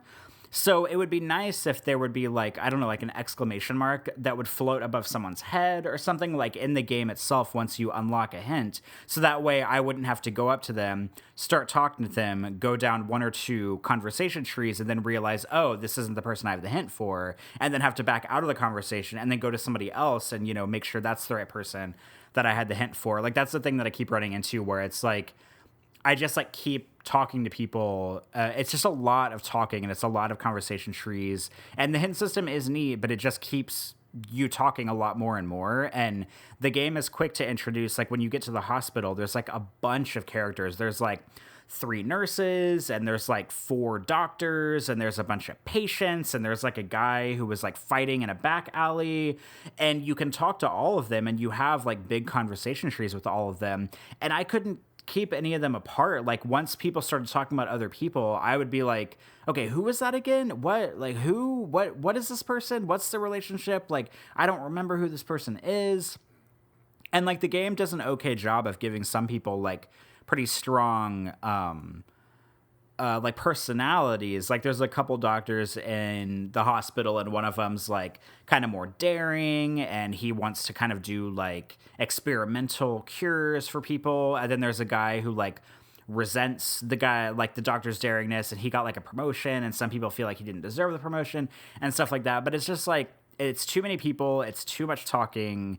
And I thought that I could put up with it for a while, but then once I kept, getting into combat scenarios and I kept being like, the combat's just okay. It's kind of mediocre. It doesn't feel very fluid or very like tactile to me. And then I came to a point where I was like, okay, I guess this is all the game has. It has mediocre combat and it has a lot of talking. I'm not really interested in either of those things. So I think I'm just going to turn it off. And that's exactly what I did. Okay, that's fair. I mean, I think that's a pretty fair, assumption, or estimation. Sorry, estimation is the right word there. No, that makes sense. I don't necessarily disagree with you. I think I had a better time with Vampyr than you did for sure. But I will say though, as of the last time that I talked about it on the show, I hadn't finished it by then, or did I? I don't think I did. Did I? I don't think so. Think you did. I don't think so. Because after a certain point, I started to like kind of fall out of love with it as well. I still think it's a good game. I still recommend it. And all of the things I said earlier still stand. Like, I really like the character. Oh my God, you don't even know how much I love when he uses his vampire voice on people. Holy shit. And it's amazing. I love it. It's so funny and it's so awesome that like it explains why people would tell you stuff. Like these people would never tell you that in real life. And you're like, tell me your secrets. And they're like, okay. And they just tell you. Oh my God. Love it. But I do think that this game has a little bit of a problem in that it ends up being too long. I think it goes on for too long, which is like the number one sin most games commit these days. And because it goes on for so long, I think that does kind of highlight the issues that you brought up, which I thought the combat was okay. I thought the combat was fine. I found a system that worked for me and I enjoyed it. Okay, like I'm not someone who demands like super high levels of fidelity when in combat. It worked well enough for me. I had no problems playing it. I mean, I guess I wasn't really coming to it for the combat, so that didn't bother me that much. So that wasn't the biggest issue, but I think the biggest issue for me over time was, just like you said, the talking gets to be like a lot. And the problem is that they have all the citizens clustered together. Like as you go through the game, there will be like combat zones and then there will be like talking zones. And there's no like real like line between them. You just kind of like, you walk into an area, you put your weapon away, it's quiet, there's no enemies. And so you're like, okay, I'm probably going to do some talking here. And then you talk. But there are so many people to talk to, and they usually are all clustered together. And because game players are game players, you don't want to miss out on anything. So you don't need to talk to people. But you know that there's a benefit if you do, because you can harvest them for more XP if you want to do that. Or if you don't want to do that, you just talk to them and it unlocks side quests, and you will learn clues about the environment and stuff. And so there is a benefit to talking to people. So anybody who's a good game player will be like, well, of course I got to talk to these people because that's what they're here for. And if I don't do that, then I'll be missing out on all these other things. So you feel like you have to talk to them, but they all have a lot of dialogue and they all are close together. So what happens is you fight for a little bit as you're going through a combat zone, fight. You get to a talking zone and then you spend like 2 hours there because you're talking to everybody. And I wish that they had spaced it out differently. I mean, fewer people and, really watch the flow of that. Like maybe 1 or 2 people when you get through a combat zone. do a little bit more combat, maybe 1 or 2 more people, and like don't have like 12 people in a room, because then you got to talk to them all and it takes forever, and there's just so much to get through. So I found that as the game was wearing on, like once I reached a point where I felt like I was strong enough to make it through the end game, I just stopped talking to people, because I was like, I've talked enough. I'm not going to do any side quests anymore. I've got all the gear that I need. I got like a real good sword. I got a real good magic spell. I'm fine. So I just kind of stopped. So I think that that was one problem. And I think the other problem compounding this, which may not be an issue for you yet, but probably would be later, is that because it goes on so long, the game kind of runs out of tricks before it gets to the end. And so while in the beginning it seems really cool that you're talking to people, after a while you just realize, like, okay, well, this is not going to mean too much, so I'm not going to bother doing this. And I'm kind of on a path right now. So you can change certain things. I mean, certain things do change, which I think is really neat. But after a while, you wish the game would do something different. Like, I want a different kind of a challenge, or I want some other thing, but basically it's talking and fighting. That's all they have in this game, which is fine if it was shorter or if they kind of paced it out differently. But I was kind of wishing for like a I don't know, some kind of a different exploration mode, or maybe some other event to happen where it would kind of change up the flow of gameplay a little bit. But it doesn't really get out of its lane at all. So like once you've seen the first couple hours, that's basically what you can expect for the rest of the game. And I did enjoy it. I mean, I finished it. I thought it was I thought it was pretty good overall. Very strong start. I got kind of tired of it at the end, but overall, I mean, I did like it. And I think it's a great place, a great beginning for a franchise. Like, I could easily see an improved version of this game coming out with, like, better combat to appease the combat folks, less talking to appease the folks who didn't like as much talking, freshen things up a little bit. I mean, it's a real good start. Not perfect. And I ended up, I kind of bumped it down my list. At first, I was really high on it, and I still like it, but by the end, I was like, okay, I'm ready to move on now. So, still good, though. But you're going to quit, so I think clearly they can improve some things. Yeah, I mean, I think they can improve some things, but I also think that at the end of the day, this game is not entirely my jam. And part of it, I think the biggest part of it is that because it's like vampires in like World War I era, like Victorian London kind of thing, like that's kind of not really my aesthetic to begin with. Like, and the fact that the gameplay is just kind of mediocre for me is really just kind of adding to it, because like literally the entire time I'm playing this game, all I would rather do instead is play the Order 1886 or play Dishonored 2, because Dishonored 2, the opening mission, or not the opening mission, but the first like real mission after the intro, you're in like a hospital, and it's like a plagued hospital, and it reminds me a lot of the hospital area in Vampyr, and I keep thinking like, man, I would rather just like go play Dishonored 2 instead, or I'd rather play the Order instead, so that way I could get like really satisfying action, that in that vein. And so like it's not good for me whenever I'm playing a game and it just reminds me that I'd rather be playing a couple of other games. But I just like, I'm normally not into that whole kind of aesthetic, like Victorian era, whatever, like vampires and mythology and that kind of stuff. Like maybe if this had more of like a steampunk influence, or maybe if it were more of like an over-the-shoulder kind of action game, like that might get me a little bit more into it, and if there was like a little bit less talking. But I don't know, it's kind of an uphill battle to get my attention, and it's just not entirely what I'm into. No, it makes sense. I know you like your sci-fi leanings and stuff. I will say that of the games you mentioned, I do like Vampyr better than 1886 or Dishonored. Out of those 3 games that we're talking about, I like Vampyr the best, so I would pick that one over those. That's sad. hey, let's not get personal now. Come on, man. I do like the aesthetic. I think vampires haven't been done for a long time, so I think it was cool they picked up vampires again. And I do like that setting, like the World War I setting. I thought it was fresh. I mean, it's not something that I personally like love, but it was unusual. Like, you don't see that often in games, so that was pretty cool. I would be up for a sequel that improved on what this game originated. I think it's in the right direction. It just needs a bit more work. One quick thing before we get to the comments real quickly. I do want to give people a heads up. I do think there is one very devastating design choice in Vampyr that can really wreck someone's entire experience. I want to give you guys a heads up. So when you fight some of the bosses, if you're not properly kitted out, some of the bosses can be quite difficult.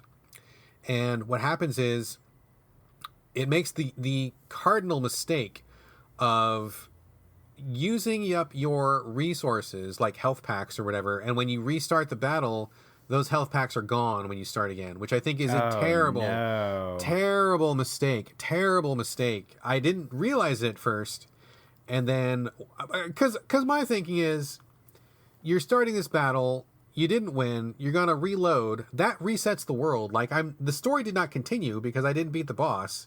Like you're trying again. Like it doesn't make sense that the boss would get all their life back and that you would still be out of your health pack. So I think any good game designer worth their salt would realize if you're going to restart that battle from a save point, you give the player back all their life ups and power ups and health items and stuff. Vampyr doesn't do that. So please, please, please, if you are playing this game, please be careful. Do not use your life items in a battle unless you feel like you are 100% for sure going to win and you just need a little bit of a boost. Because you will end up going through your life items quicker than you will replenish them. You will end up getting stuck with no life items. And although you're not locked into fighting the boss, you can always leave a boss battle. You will have to like either grind for a while to like find more life items, or you just will not find more life items. So please don't use those unless you're like 2 hits away from beating the boss and you just need to get over that little hump and then use one. That's fine. But don't use those. Don't pop them like you would in another game, because you will fuck yourself so hard. And I've heard a couple people quit because they get to some bosses, use up their health packs, don't realize they're using them up until they're gone, and they're like, oh, wait a minute, and now I'm fucked. So please, please, please be aware of that. I really hope the developers fix that. That is a bullshit decision. It is not fun.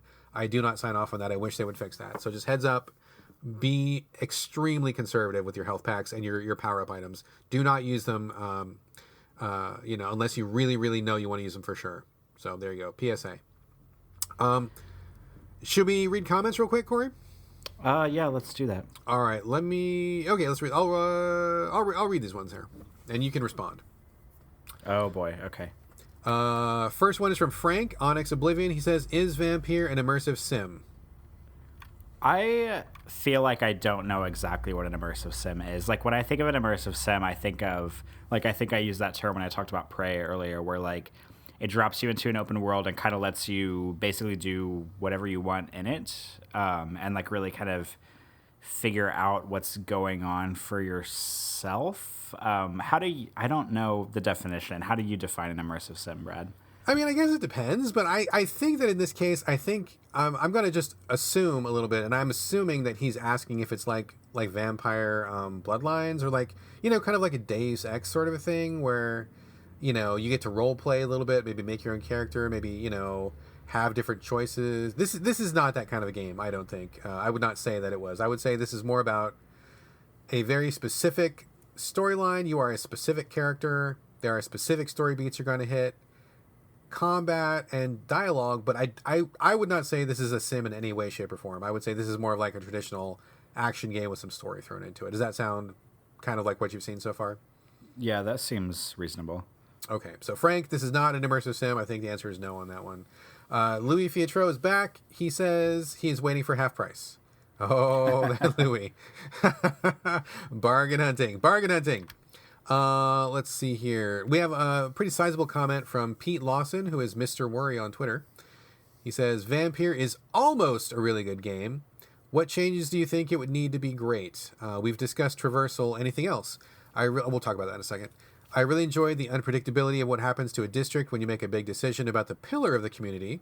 Well, I guess we can explain this real quick. So when you are going into a community, there are a number of people in each zone, and there's like one person who's kind of like the linchpin of the district. And so if something bad happens to that person, it kind of causes like a domino effect throughout everybody else. Like it won't kill other people, but if the linchpin person dies, like bad things can happen, or if something good happens, then it'll help everybody.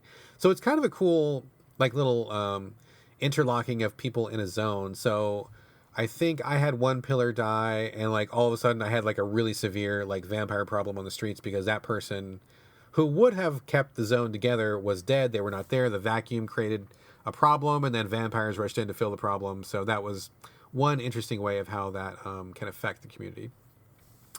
Going on to the rest of his comment, he says, I thought I was making a wise, kind decision. Next thing I know, everyone in the district is dead. Fun! Yes, that can certainly happen. He says, greater variety of enemies might be nice, a slightly more Edwardian rather than Victorian London. And I'm sorry, I have no idea what that means. Do you know what that means, Corey? I don't know what that means. Yeah, I'm sorry. We are Americans. We don't know anything about that stuff. I would have to Google it. I'm sorry. I apologize. London, with more cars, underground stations, red brick terrace houses, and so forth, might give a more pleasingly accurate picture of the city at the time. I haven't finished it yet, so maybe this happens later in the game, but I was hoping for more interactions with London Vampire Society, more role-playing, alliances, betrayals, and romances. So, Corey, just based on what you've seen, what changes would you like to implement to make this a better experience for you? Less talking, better combat, a block button, no stamina meter in combat, maybe the game kind of like giving you better tutorials about combat, because I feel like it does not tutorialize like the weapon or the inventory system very well. And I think maybe that's it so far. It's a shame because whenever like he and you were talking about this whole like pillars of the community thing, like that whole system sounds really fascinating to me, because it would be interesting, like in the first district you're in where you're in the hospital, like what happens if the guy who is like the leader of the hospital, like what happens if he dies? Like how does everybody shuffle around that? And I wish that the gameplay in this game were interesting enough for me to play to do that kind of stuff, to see what would happen, but it's just not interesting enough to keep me in. Yeah, I hear that. I mean, as for me, what changes I would make, I definitely would want less talking and the talking to be like more organically dispersed. I mean, I know it makes sense to have like the living people huddled together and stuff, but it's a lot to get through, and I wish it was paced out a little bit better. I wish that there were more choices. You kind of get funneled into this like romance with one particular character who I actually felt like zero attachment to. Like I was like, oh, we're hooking up, really? Like that's what's going down. I didn't want that to happen, but okay. So I would like a little bit more choice in that, and I would like more smaller scale choices where you do make these choices with the characters, and like big things can happen. Like a whole district can change, a whole zone can change. Characters who are your friends all of a sudden will become enemies. You'll have to like literally fight them, or like large strokes happen, which I think is really awesome and cool. But I wish more little things would happen. I felt like the little choices were kind of lacking a little bit, and I want fast travel. I really want fast travel because even though the game is not huge, it's an open world. At some point, I just wanted to fucking turn into a bat and just fly somewhere else, because when you're trying to find characters, or you need to, you got to get to a certain shopkeeper, or you got to get to this other zone or something. It's just a drag to traverse the city over and over and over again. After a while, I just got really sick of it, and I got tired of fighting the same guys, and I just wanted to get to where I was going to get to the good stuff. So I really wish there was a fast travel. I really wanted that very much. The other big thing that I really wanted was I wanted characters to appear on my map, because when you're looking for a specific person, kind of like you said, Corey, like you get a clue from somebody, like you'll find a document, or maybe somebody will tell you a dirty secret, and you're like, oh, I want to talk to this person now because now I know something about them.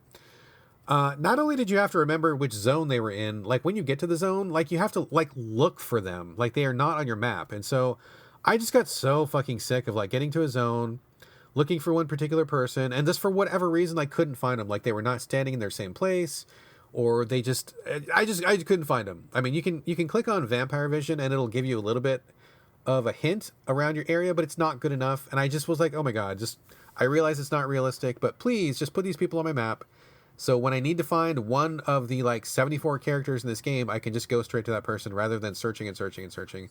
That was really fucking irritating. So that was one thing that I really, really wanted a lot. But other than that, I think it was pretty good. I had generally a very good experience. And although it was not perfect by any means, I would be very interested in a sequel, and I would hope that they would just in general tighten everything up. So final comment comes from Adderblack39, who says, loved Vampyr. Sure, it has flaws, but it was still a surprising treat that came out of nowhere. Sequel, please. Don't nod. And I agree with that very much. So I would definitely like a sequel. So any final thoughts on Vampyr before we move on, Corey? I don't think so. I think I've said all I need to say. All right, cool. We only have one section left, if I'm reading the script correctly. Yes. So, Superfan Jeroen in Germany wrote us an email like many moons ago, and we intended to answer his question a long time ago.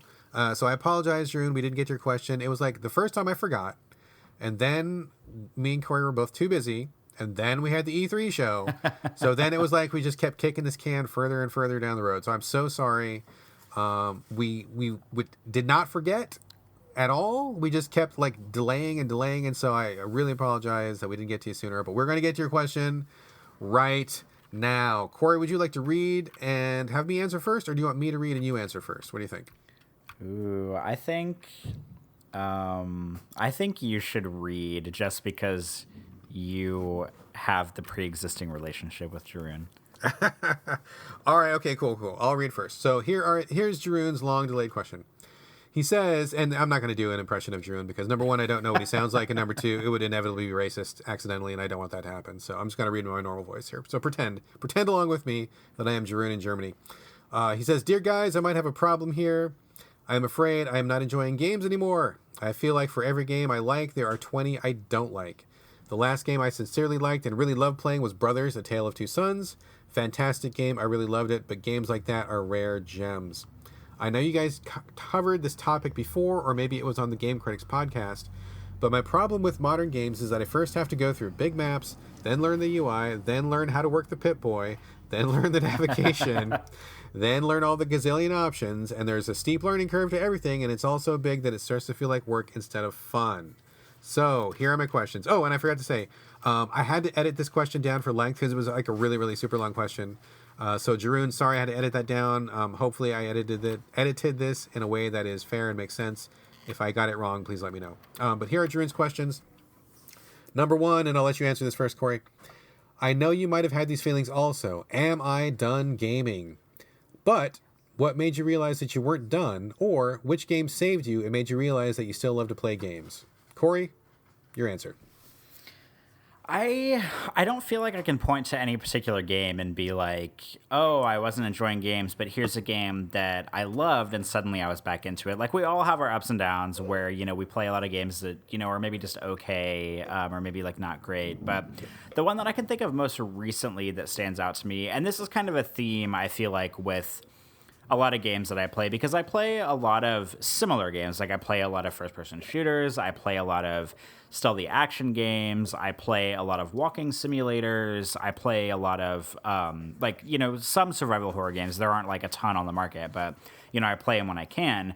And something that makes a game stand out to me is just, like, being, even if it's flawed, even if it's got some silly things going on, is just, like, being different enough to make an impression. Because even if a game is really polished and really beautiful and is like a triple A that has like $80 billion worth of development revenue put into it, like at the end of the day, if it just feels like a generic, like say like a generic shooter or a generic hack and slash game, like it's got to do something else to really keep me invested and maybe like leave a mark or maybe have like really interesting story segments or something like that. And the most recent game, I feel like that it didn't like, cure my ails of bad gaming or whatever, but that just really stood out to me, that seemed different, that kind of really dangled that carrot that kind of kept me like wanting to play, wanting to know what's going on and kept me engaged. And I feel kind of silly for saying this, but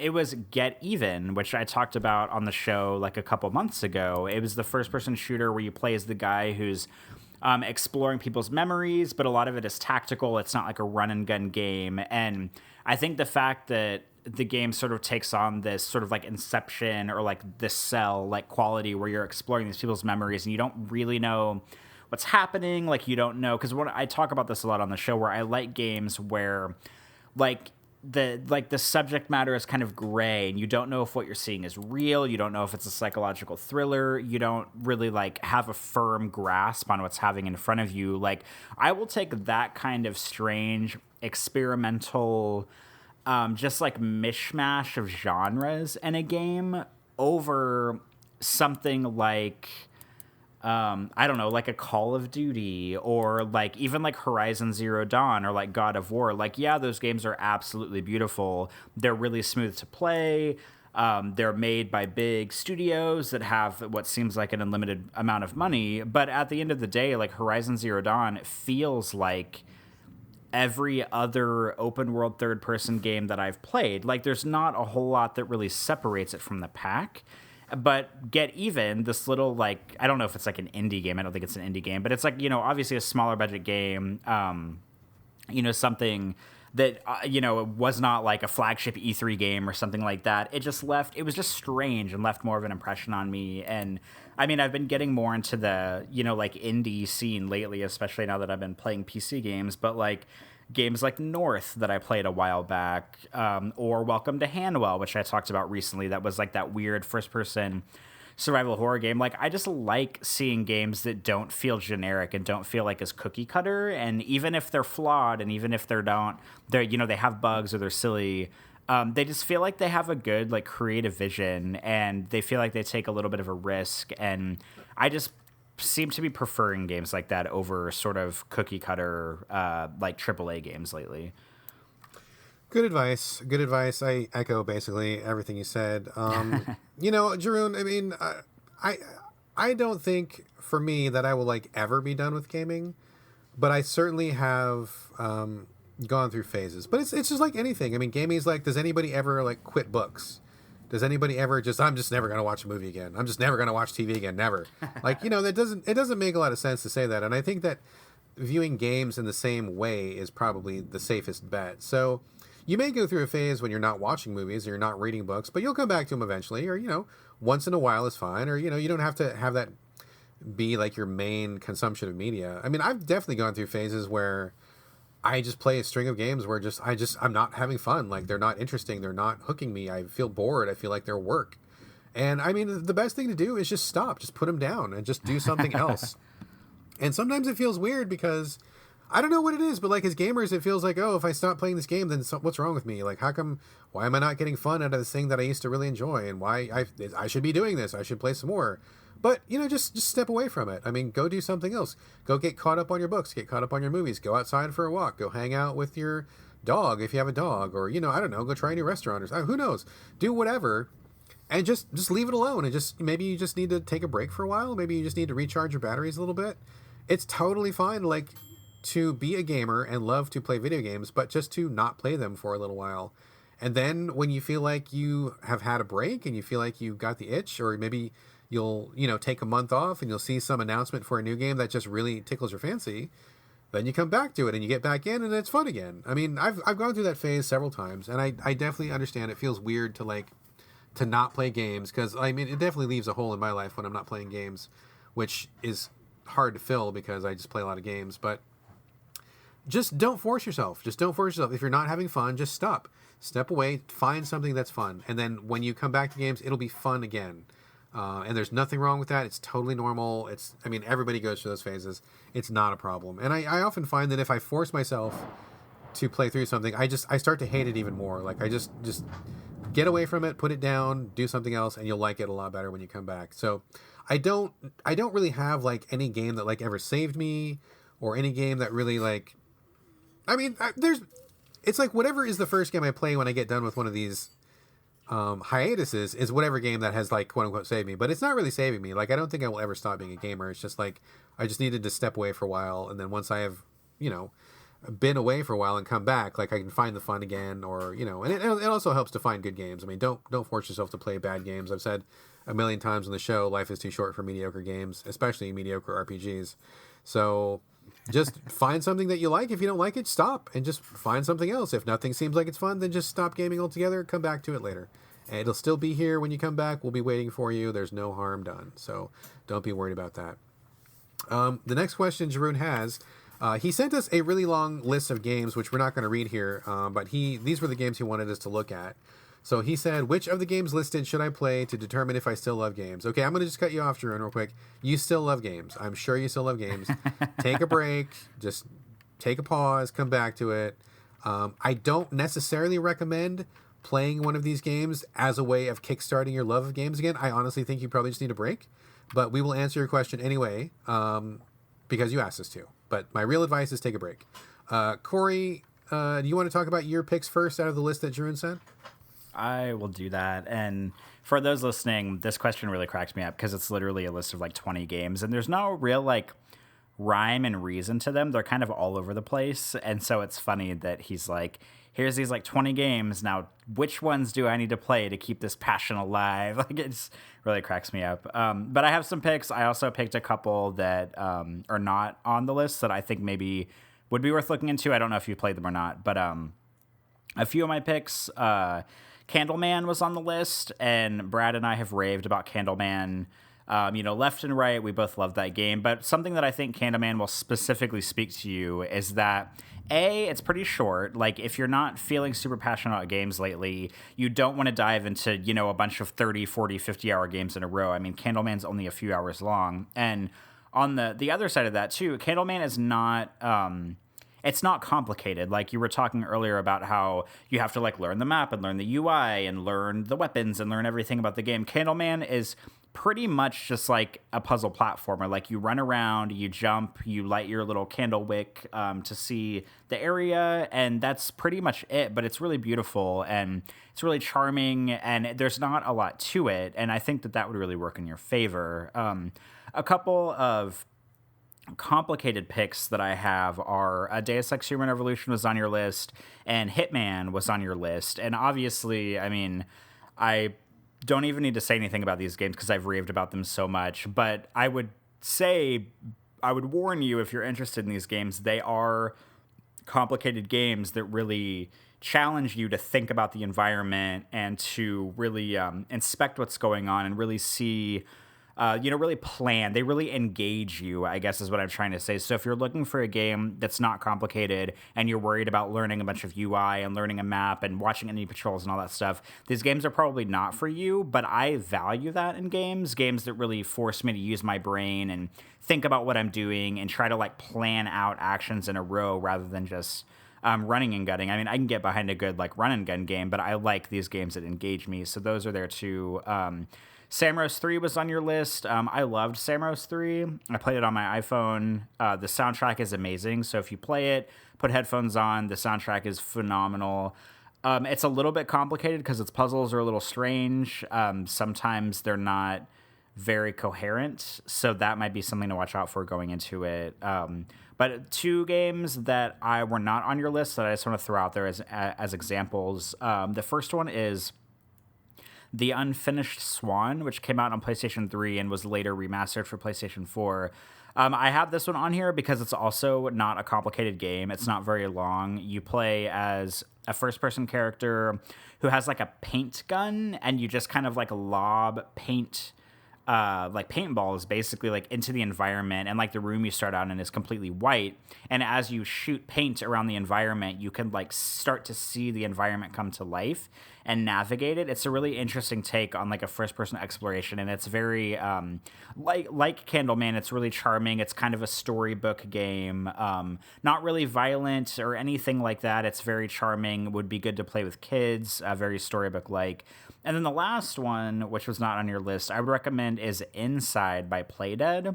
And I also recommend this because it's not complicated. It's a side scroller. I mean, it has fail states. You can die a lot, but usually it's one of those games where if you die once, you basically know what you did wrong and can correct it the next time. But it's not complicated. It's only a couple hours long.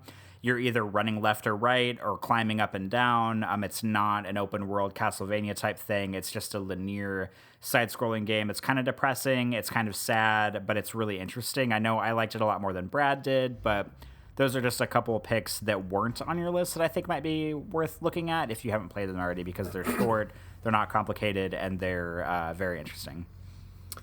Good picks, good rationale. It's good advice.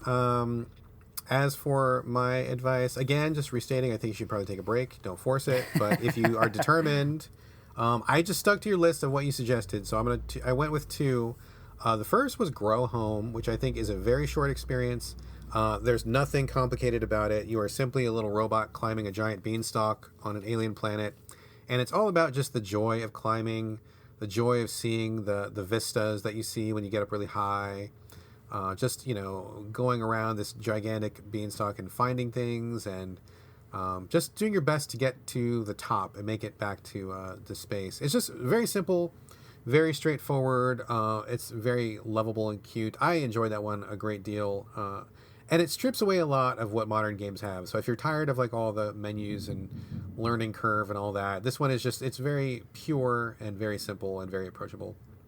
Another one from your list that I selected was Mark of the Ninja. This one is a little bit more complicated, but again, it's pretty straightforward because you're a ninja and you kill people. So basically everybody knows what that's about.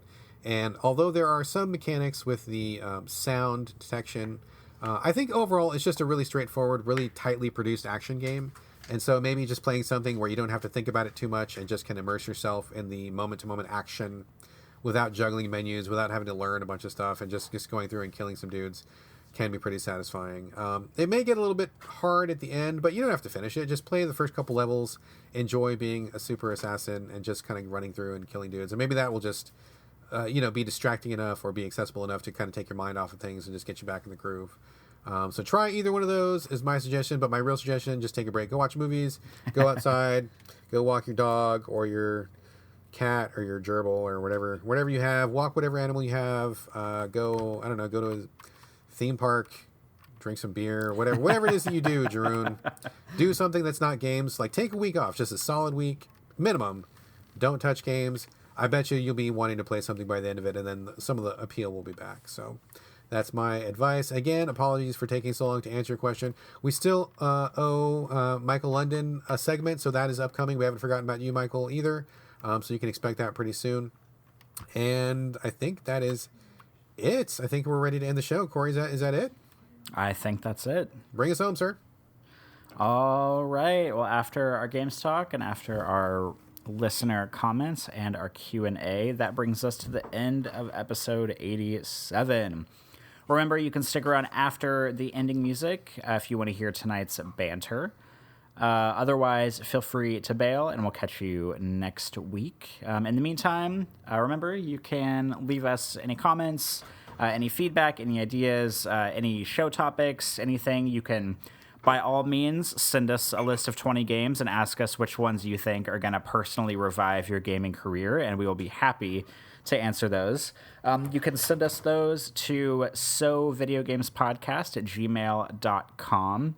You can also post comments for us at the Game Critics site whenever the show goes live on Game Critics. You can also like or comment or what have you on the shows on SoundCloud whenever they go up. We do get some comments over there every once in a while, even if I accidentally see them like 3 weeks after they're posted. I promise I'm keeping up with that lately. You can also reach us on Twitter, probably the best way to get a hold of us. Our show, the collective show on Twitter, is at SoVideoGames. And you can also reach us individually on Twitter. Brad, would you like to give out your Twitter handle? Yep, it is BradGallaway, and that's also my Instagram handle, my recently reactivated Instagram account. And mine is also my first and last name. It's Corey Motley, CoreyMotley. Also my Instagram as well. Brad and I don't post anything so video games related on our Instagrams, but if you'd like to follow us over there, we'd be glad to have you. And I think that's it. Do you have anything left to add, Brad? I think that's it, but I'm glad to be back in the groove, and you guys can look forward to our regularly scheduled show next week. Yeah, me too. But until then, this is the end of episode 87. We'll be back with episode 88, inching ever so closer to episode 100 next week. And I think that's it. So this is bye from Corey. And this is bye from Brad. We'll see you next time.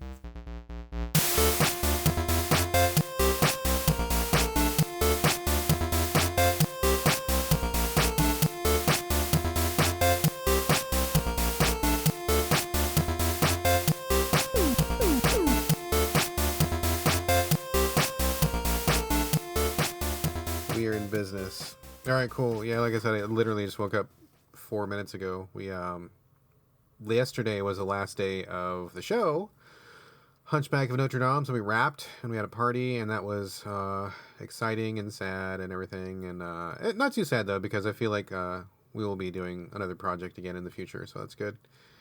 And then as soon as I got done at the theater, I let people know that I was back on the market for my other regular work, and I got a call that minute, and I went out to work went straight out from the theater to a job, and I actually did 2 jobs before I came home, which was really dumb on my part because I was exhausted. And then I came back and I went out to work again this morning. Oh my God. And I came back home and I'm like, oh my God, I gotta go to bed. I'm so fucking tired. So I've been a lump on the couch for the last couple hours. So still waking up, but feeling okay. Ready for the show, excited for the show. But yeah, getting back to life as usual. How are you doing, sir? I'm pretty good. So I have like general, maybe I should have asked these a long time ago, but I have like general follow-up questions about your like theater work. Sure. Yeah, and if you don't want totally to answer any of them, feel free to just say I don't want to answer that. Okay. But Yeah. I know you work with like one actor most of the time. So do you literally, or are you just like his right-hand man at all times? And like anytime someone needs to like talk to him or like give him directions or anything, are you like right there with him all the time to translate for him? Yeah, that is literally what I was doing. I was the personal interpreter for the star of the show. His name is Joshua Castile. You can see him on. He's got a huge presence on social media. He works on movies and film. He's been on TV. He's been on Broadway. So I was just like literally following him around. Like whatever he does, it is my job to follow him wherever he goes and just whatever he needs, like immediately do it like right away. So that's totally what I was doing for like the last 2 months for like 12 hours a day. So yes, that was what I was doing. Huh. Okay, so whenever, I know you talked a tiny bit about this like a couple weeks ago, but whenever they got to the point in the show where they were doing like sort of like technical staging on and like what's it called, like blocking and stuff on the stage. Yeah, totally. Yeah. How like was that difficult, or like how was that kind of a work situation for you guys? Oh, it was. I mean, it wasn't difficult. It was really fun. I mean, we would just do the process where, I mean, for people who are not familiar with how theater works, you read the script at first, and then we would just read the script and go through the lines, and then we would do the blocking, like you said, Corey, which is where people learn where they're supposed to be on stage. Like, oh, for this line, I'm supposed to be downstage right, and then for this line, I'm supposed to cross over and go upstage left, or whatever. And the director will call out motions. And so, I mean, all we had to do for that part was, I mean, Joshua was like an amazing performer and person in general. Great guy. So he would just watch us, and he'd be on stage with the rest of the cast, and we would be standing by the director. And whenever the director would shout something, we would just, sign it and give him some directions, and he would watch. So, I mean, it was pretty easy. And then sometimes, we would have to get like on stage, or we would have to like run around to make sure that he could see us. So like, if he was facing one way, in case people don't know what I'm talking about, I realize we kind of launched into this, and for people who may not know the whole saga, just to fill you guys in. So part of my day job is being a sign language interpreter, which means I take spoken language and turn it into sign language for people who are deaf. And then if people are signing, and then I say that out loud for people who can hear. So Joshua is deaf, and he was the star of the show of Hunchback of Notre Dame, which was just wrapped at Seattle's Fifth Avenue Theater. So whenever the director would say something, like I would run out there and make sure he could see me. And if he turns around, then I got to run the other way so that I am in his line of sight. So if you can imagine me, like whichever way he's looking, I need to run there and then be in that spot. And then when he turns around, then I run back and be in that other spot. So it's pretty, I was getting my steps in every day. I'll tell you that much. I was definitely getting pretty busy. So yeah, so that's kind of what we did. And then we would do, we did PR, we did a bunch of TV interviews, we did some news paper interviews and photo shoots, and whatever he was doing is what I was doing. And didn't he, correct me if I'm wrong, but you had worked with him before, and didn't he hand pick you to work with him again? Is that right?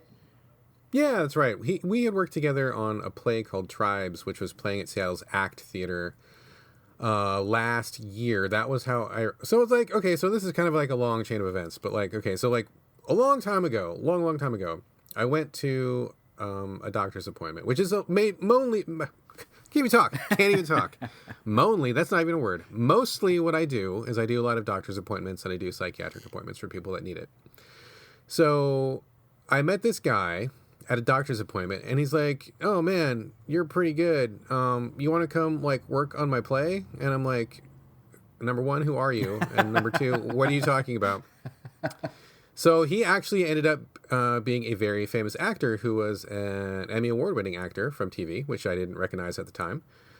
So he's like, oh yeah, come work with me on this play. And so I'm like, okay, sure, whatever. And so I did, and I did that for him as well. His name was Howie Seago, and he was on Star Trek: The Next Generation, and he was in a bunch of movies, and he's a director and all this stuff. So he's pretty famous in certain circles. So I was his interpreter. I did the exact same thing for him for a play, which was in Seattle called The Skin of Our Teeth, which was directed by Bart Shear, who is a multiple Tony Award-winning director. So that was kind of an interesting experience. And so we got in real good. We became really good friends, and he's a great guy. And so when Joshua came to town last year to do Tribes, he asked Howie, like, oh, who's a good person I should work with? Because I'm from LA and I don't know anybody here. And so Howie's like, oh, well, you should totally use Brad. And then he recommended a couple other people too, because sometimes this is like a two-man job or a two-person job. So he recommended me and a couple of other people. And then Josh was like, okay, whatever, I don't know anybody. So let's bring whoever on and we'll see what happens. So he had a bunch of interpreters for Tribes, and he and I got along really well, and we worked together really well. So he kept me. He kept one other person, who was another interpreter on the team. And there was, some people he didn't like so much, some people he did like, and so he kept the people that he liked. And then when it was time to do Hunchback, the director asked him, like, oh, who do you want to work with you? Take your pick. And so he picked me, and he picked one other person to do the bulk of the rehearsal work, and then I was the one that stayed on to do his personal one-on-one interpreting. So it's all about who you know, as they say. It's who you know, it's connections, it's being in the right place at the right time. So that's kind of how this all came about. I kind of just fell into it, honestly. It's kind of random. Yeah, I guess that's kind of how the freelancing lifestyle goes, though. Like, you never know who you're going to meet, where you're going to meet them, and what they're going to offer you. And hopefully, if you're in the right circles, they will pay you well, and you will get more jobs from it. Totally. I mean, it's just, be on your game all the time, be friendly to people, be in the right place, and, take offers if they're made to you. And it'll lead somewhere eventually. And, if you have a good reputation, do a good job, it'll pay off. I mean, I'm sure it's going to be the same thing for you, dude, because with all your Instagramming and all your photos and you being out there and knowing people and people getting to know you as the guy that takes pictures of sexy men in bisexual lighting, like, someone will see that, and like eventually someone will reach out to you, and like it'll all lead somewhere. So I mean, that's kind of how it works when you're a freelancer, for sure. Absolutely. Cool. Well, yeah, I had been thinking about some of that stuff with like how you had been working with for the show and everything, and it was one of those things where I felt like I knew like 60% of the information like surrounding the situation, and thought it would be a good idea just to like ask you a few questions about how it all came and went, I guess. Yeah, always happy to answer. And it's a really unusual thing that I do for most people, and it's a really unusual thing in general, and it's kind of a really fringe kind of circumstance. But man, it's really fun, and it's really cool. And I got to say, like, the experience of working at the theater was amazing. Everybody was amazing. I made so many good friends, and I hugged so many people, and we took so many selfies. And I got to say also, I mean, I really want to give props to Joshua Castile, and also in this particular show, so Joshua's deaf, and The Hunchback is a musical. If you've seen the Disney musical, we use a lot of the same songs. Not all the same songs, but most of the same songs. And he was working with a performer named E.J. Cardona, who was the person who did the singing, because Josh is deaf, he cannot sing with his voice. And so, excuse me, EJ would be partnered up with him. And, look him up on Instagram. I don't know if he's got any YouTube videos out or something, but he is a fucking amazing singer. I was like, oh my God, I cannot believe how good this guy's voice is. He just like rocks it so hard. Like he belts out, and some of the notes he hits are just like fucking incredible. And the ironic thing is that he wasn't even the first choice. They picked a guy to work with Joshua, and they're like, oh, we got a really awesome singer lined up for you. It's going to be amazing. And for some reason, that guy backed out at the last minute. I think he actually got a more lucrative offer to be on Broadway somewhere. So they're like, okay, wow, we got left in the lurch. We have nobody. So they did a really quick search, and they found EJ, who, believe it or not, was working at Disney World in Florida, and he was dressed up in a turtle suit for the lunchtime Finding Nemo show. So he was on stage dressed up as a turtle doing that little show like 3 times a day. And they bring this guy in, and he is the the most incredible singer. I was like, holy fucking shit, this guy is phenomenal. What are you doing dressed up in a fucking turtle suit? Why are you on stage at Disney? I mean, not to say that it's a bad job, and no disrespect to anybody, but I mean, with the talent this guy's got, he should be doing like really big stuff. So hopefully this will lead to something for EJ as well. But EJ and Josh are phenomenal. I was so lucky to work with them, and it was great to work with just people so talented. Not only so talented, but so friendly and warm and human, and just they were just like the best people. Like, you always wanted to hang out with them. You're always glad to see them. They were just, I mean, people that talented, you might expect them to be assholes or to be arrogant or anything. Like, totally not the case at all. These guys were the best people. So it was just phenomenal experience all the way around. So did Josh go off to another production? And is there any chance in the future that he can just like hire you as his full-time personal assistant and you just travel the world with him and sign for him all the time? It's funny you say that, because I was actually going to circle back to that in some other banter I was going to bring up. But yeah, he's got to go off and do some other stuff. He's got some offers. I can't say anything about that. But he's got a few things in the works that are all pretty big things.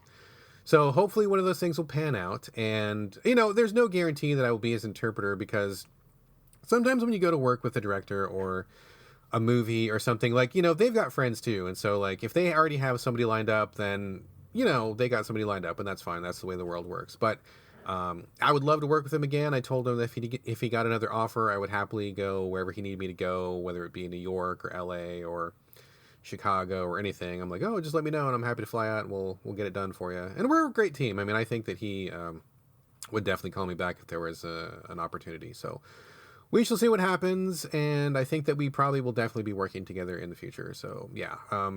And to be frank, also, with somebody who is approaching his caliber of being a star, like, I mean, he's only 23, but he's already becoming a very, very he's a force, dude. Like, he's going to be out. He's going to be making changes. He's going to be a well-known person. So when you get to be well-known like that, you can start calling your own shots. So it's probably not going to be too much longer before he starts calling his own shots. So we'll see. We'll see what happens. I would love to work with him again, though. It was great. Well, tell him that he needs to get cast in something in New Orleans, so that way you can come here and work with him, and then I can see you and possibly him at the same time. And you can take some photos. I can be his personal on-set photographer, and you can be his personal interpreter, and then we can all just work together. Oh, that would be fucking dope, dude. Like, you could be like his documentarian or something. You just follow him around all the time and do like little photos and everything. We could post them on his Instagram. That would be amazing. Oh my God, that would be so much fun. So I will let you know if such an opportunity arises. We will be in the loop on that. But enough about me yakking and talking and all this shit. What have you been up to? What have you been doing? Gosh, I really don't have a whole lot to talk about today, and I have I say this every fucking week, and I know that people are they probably just turn the show off every single time I say this. Luckily, it's at the end of the show, so it's not a big deal, but I've been taking so many motherfucking photos. Like, I was out in Arizona and Columbus whenever I was on vacation a couple weeks ago and on my work trip, and I took a bunch of pictures, and then I came back and I went to like a skateboarding thing last week, and then I went out yesterday with a couple guys that do parkour in the area, and I feel like every time I like sit down to edit photos, like something new comes up and I'm like out doing photos. So I've been taking a lot of pictures, but the only like super relevant thing that I could probably discuss for Banter is like, so I got, like I talked about back in January, I got my job, so I've been working at Tulane and everything, and I feel like this week, like maybe like today as a matter of fact, it's really starting to dawn on me that I'm like starting to take on like more responsibilities at work, and it's kind of scary. Like in I think in about 3 weeks, I'm going to be hosting a training session for people that work in our campus rec department, and I'm going to be training them. We're kind of shifting some duties around in the computer system that we use at work and how certain incident reports come in and who's going to take care of them. And so I'm going to be training these people, and the woman that I've been working with the most in my department at work, she's like a genius and knows like everything about the system that we work for because she's been using it for like 8 years or something like that.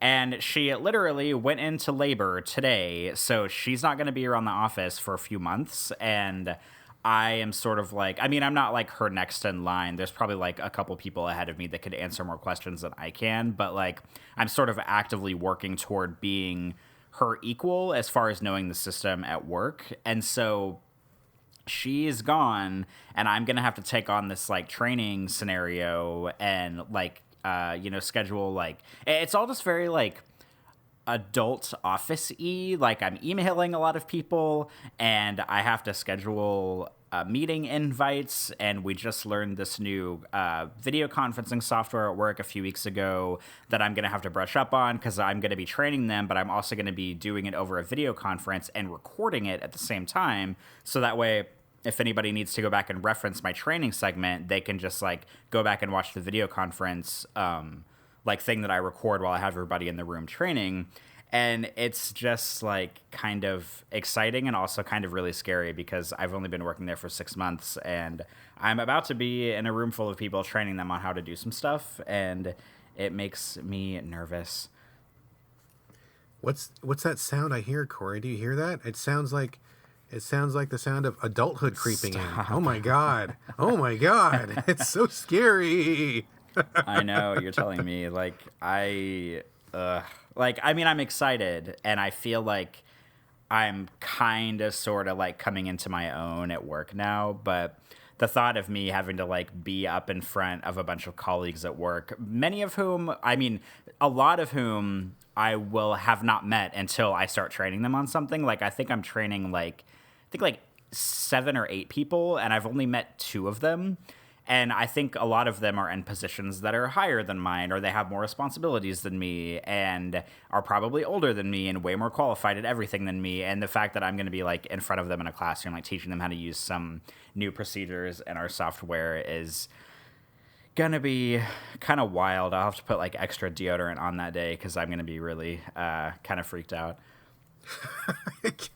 Gonna have to put 2 layers of deodorant on. Well, good for you, man. I mean, you clearly must be doing something correct. Otherwise, they wouldn't have you go up and do that stuff. I mean, I know that that lady went out on pregnancy or whatever, but still, if they thought you were a talentless schmuck, they probably wouldn't put you in charge of that training. So, says good things that you are moving up in the world, and I don't know. I mean, you dress nice. You got a little office. You're gonna be teaching stuff. Boy, you're just my little Corey's growing up. Huh? Being kind of sad. Yeah, I guess. And the funny thing is that I I technically work in higher ed now, and it's something that I hadn't really like ever been like seeking out. And whenever I was on my business trip, I had several people that, just like among mingling small talk and these are like professional people, because I'm not, like, I don't think I'm like a professional. And I'm like mingling with people, and they're like, "Oh, so what's your background? What did you do before working in higher ed, or what would you do before this?" And I was like, well, I was unemployed for like a year and a half." So like all these people have been working in higher ed for like 10 years, and they worked in case management, and then they worked for Title IX, and this and that. And I'm like, yeah, I was unemployed for a year and a half, and I just kind of sort of got hired for this position. I have no background in higher ed, have no background in any education, and I just sort of found my way into working for a private university, and here I am. So surprise. Did you ever climb a ladder when you were at Target? What do you mean? Like figuratively or literally? No, like literally. Was there ever like a ladder that you physically climbed at Target? I used to climb up and down ladders in the back room all the time. So the next time someone asks you, you should, considering that you at one point were up at the top of a ladder at Target, you should say, "Oh, well, I was very high up at Target, so I came here directly from there. So that's how they got me." So, oh my God. Make it sound a little fancier. Yeah. Well, I did. Whenever I was at the conference, I did tell people that I came from Target, and I try to gussy up my Target experience. I was like, "Oh yeah, I like had keys and a passcode to a store, and I was in charge of 2 teams, and I would have to unarm the building in the mornings for everybody." So that kind of makes me sound a little bit cooler than I actually was. I don't know. You're pretty cool. Give yourself some credit, dude. Not everybody gets the run of the Target store. So. Oh my God, it was. You're moving up. You're moving up. You're moving up. What else you got to bant about, sir? Oh God, I really don't have anything else. I've been doing nothing but taking photos, trying to edit them, doing chores around the house, and working and sleeping not enough, and that's pretty much all I have going for me right now. All right, fair enough. I got a couple little tidbits. I wrote. Oh, so yesterday was the Pride Parade here in Seattle, which is great. Although it's like totally ironic, dude. So I've been living in Seattle for like 30 years, or more than 30 years. And when I was a kid, I didn't really know about Pride, and my family didn't know, so I don't count those years. But like once I became like aware of Pride, I have literally never been able to go ever because I'm always working that weekend. And like I want to go and show support for all my friends and family who are gay or lesbian or transgender or whatever, and I want to go out there and support that. And like I am always working. Same again this past weekend.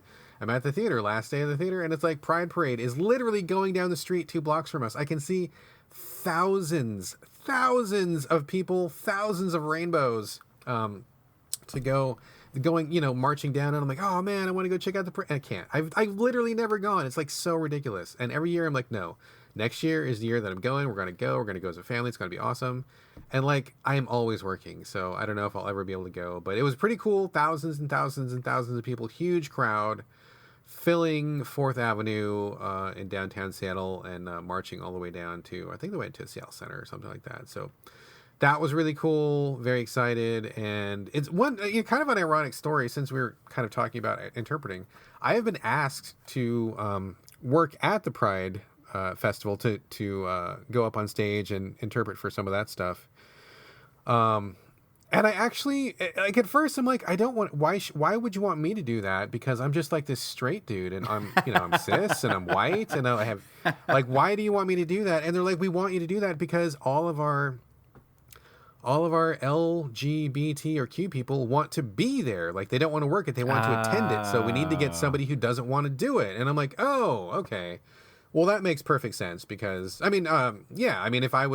if I wanted to go as a participant, if that was my day, of course I would want to be, in the crowd and drinking and dancing and whatever. So I'm like, okay, that makes total sense. So I have not been able to do it yet, but I totally would do it for sure. But yeah, it kind of really threw me for a loop at first because I'm like, why would I do that? I'm not the right guy for that. There's got to be somebody else that's more suited for that. But yeah, so that's why that goes. But anyway, happy Pride, everybody who is at the Pride Parade in Seattle. I have so many friends, so many family, biological and chosen and otherwise, that are one of those letters, and I support all of them, love them very much. Nothing but the best for all of my rainbow tinged people. So hooray for Pride. And one other, so also to circle back on the thing you mentioned earlier about me following Josh around the country. It's funny you say that because rent in Seattle is getting ridiculous. I don't know if I must have mentioned that on the show before. Have I mentioned that before? I mean, I don't know if you have, but I feel like it's just common knowledge in the United States that Seattle is like one of the most expensive places to live. Yeah, it's getting absurd, and people are commonly saying they expect Seattle to hit like New York prices like within the next 10 years if current trends continue, and there's like no sign that they're not going to continue. So I mean, it's getting really ridiculous. It's causing a lot of problems. It's causing a lot of displacement. And we got into our apartment a while ago before our particular corner of the city got really popular. But I mean, rent everywhere around us is just skyrocketing. And we're very lucky because our landlord is this really old guy from Greece.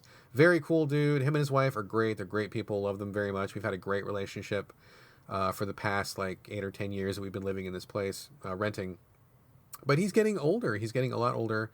His wife is older. She was recently really, really sick. And he seems like they're both like in their 70s, I'm pretty sure. So they're not, they're just not the young people that they used to be.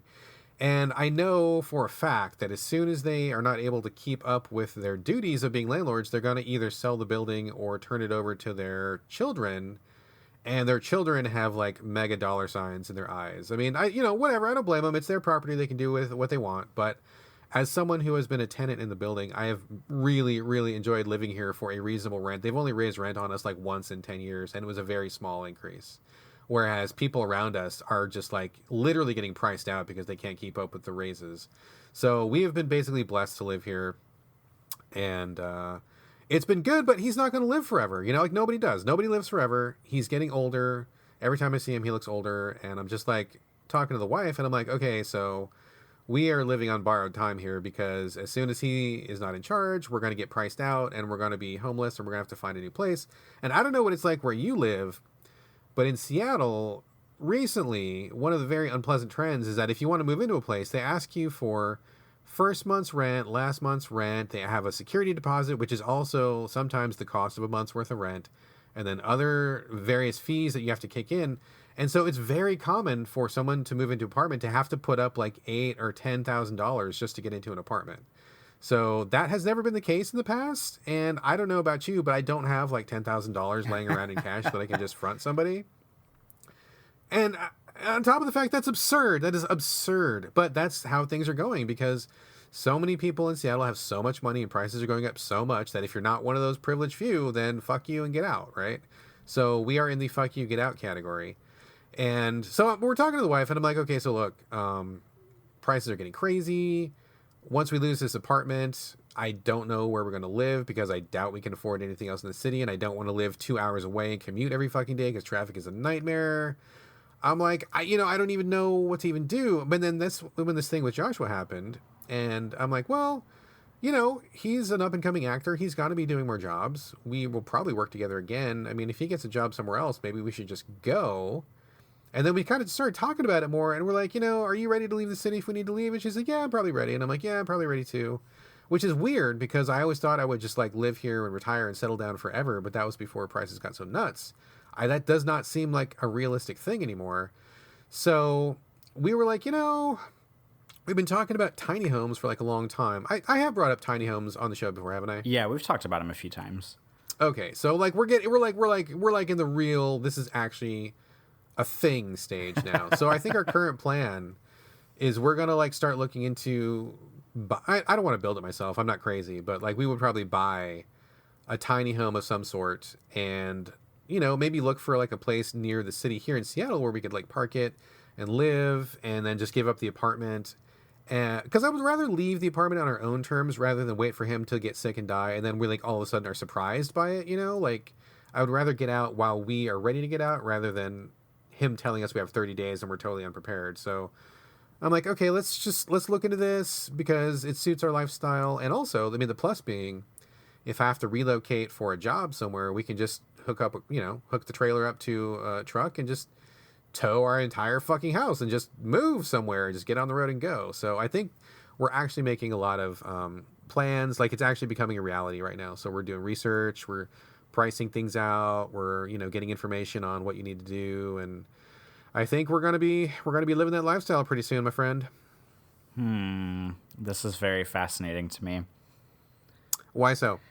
Just because I feel like the tiny home adventure it's like one of those things you hear about people doing, but you don't actually know anybody who does it. And if that becomes the case, then you'll be able to give us all the ins and outs of how living in a tiny home, what that's like.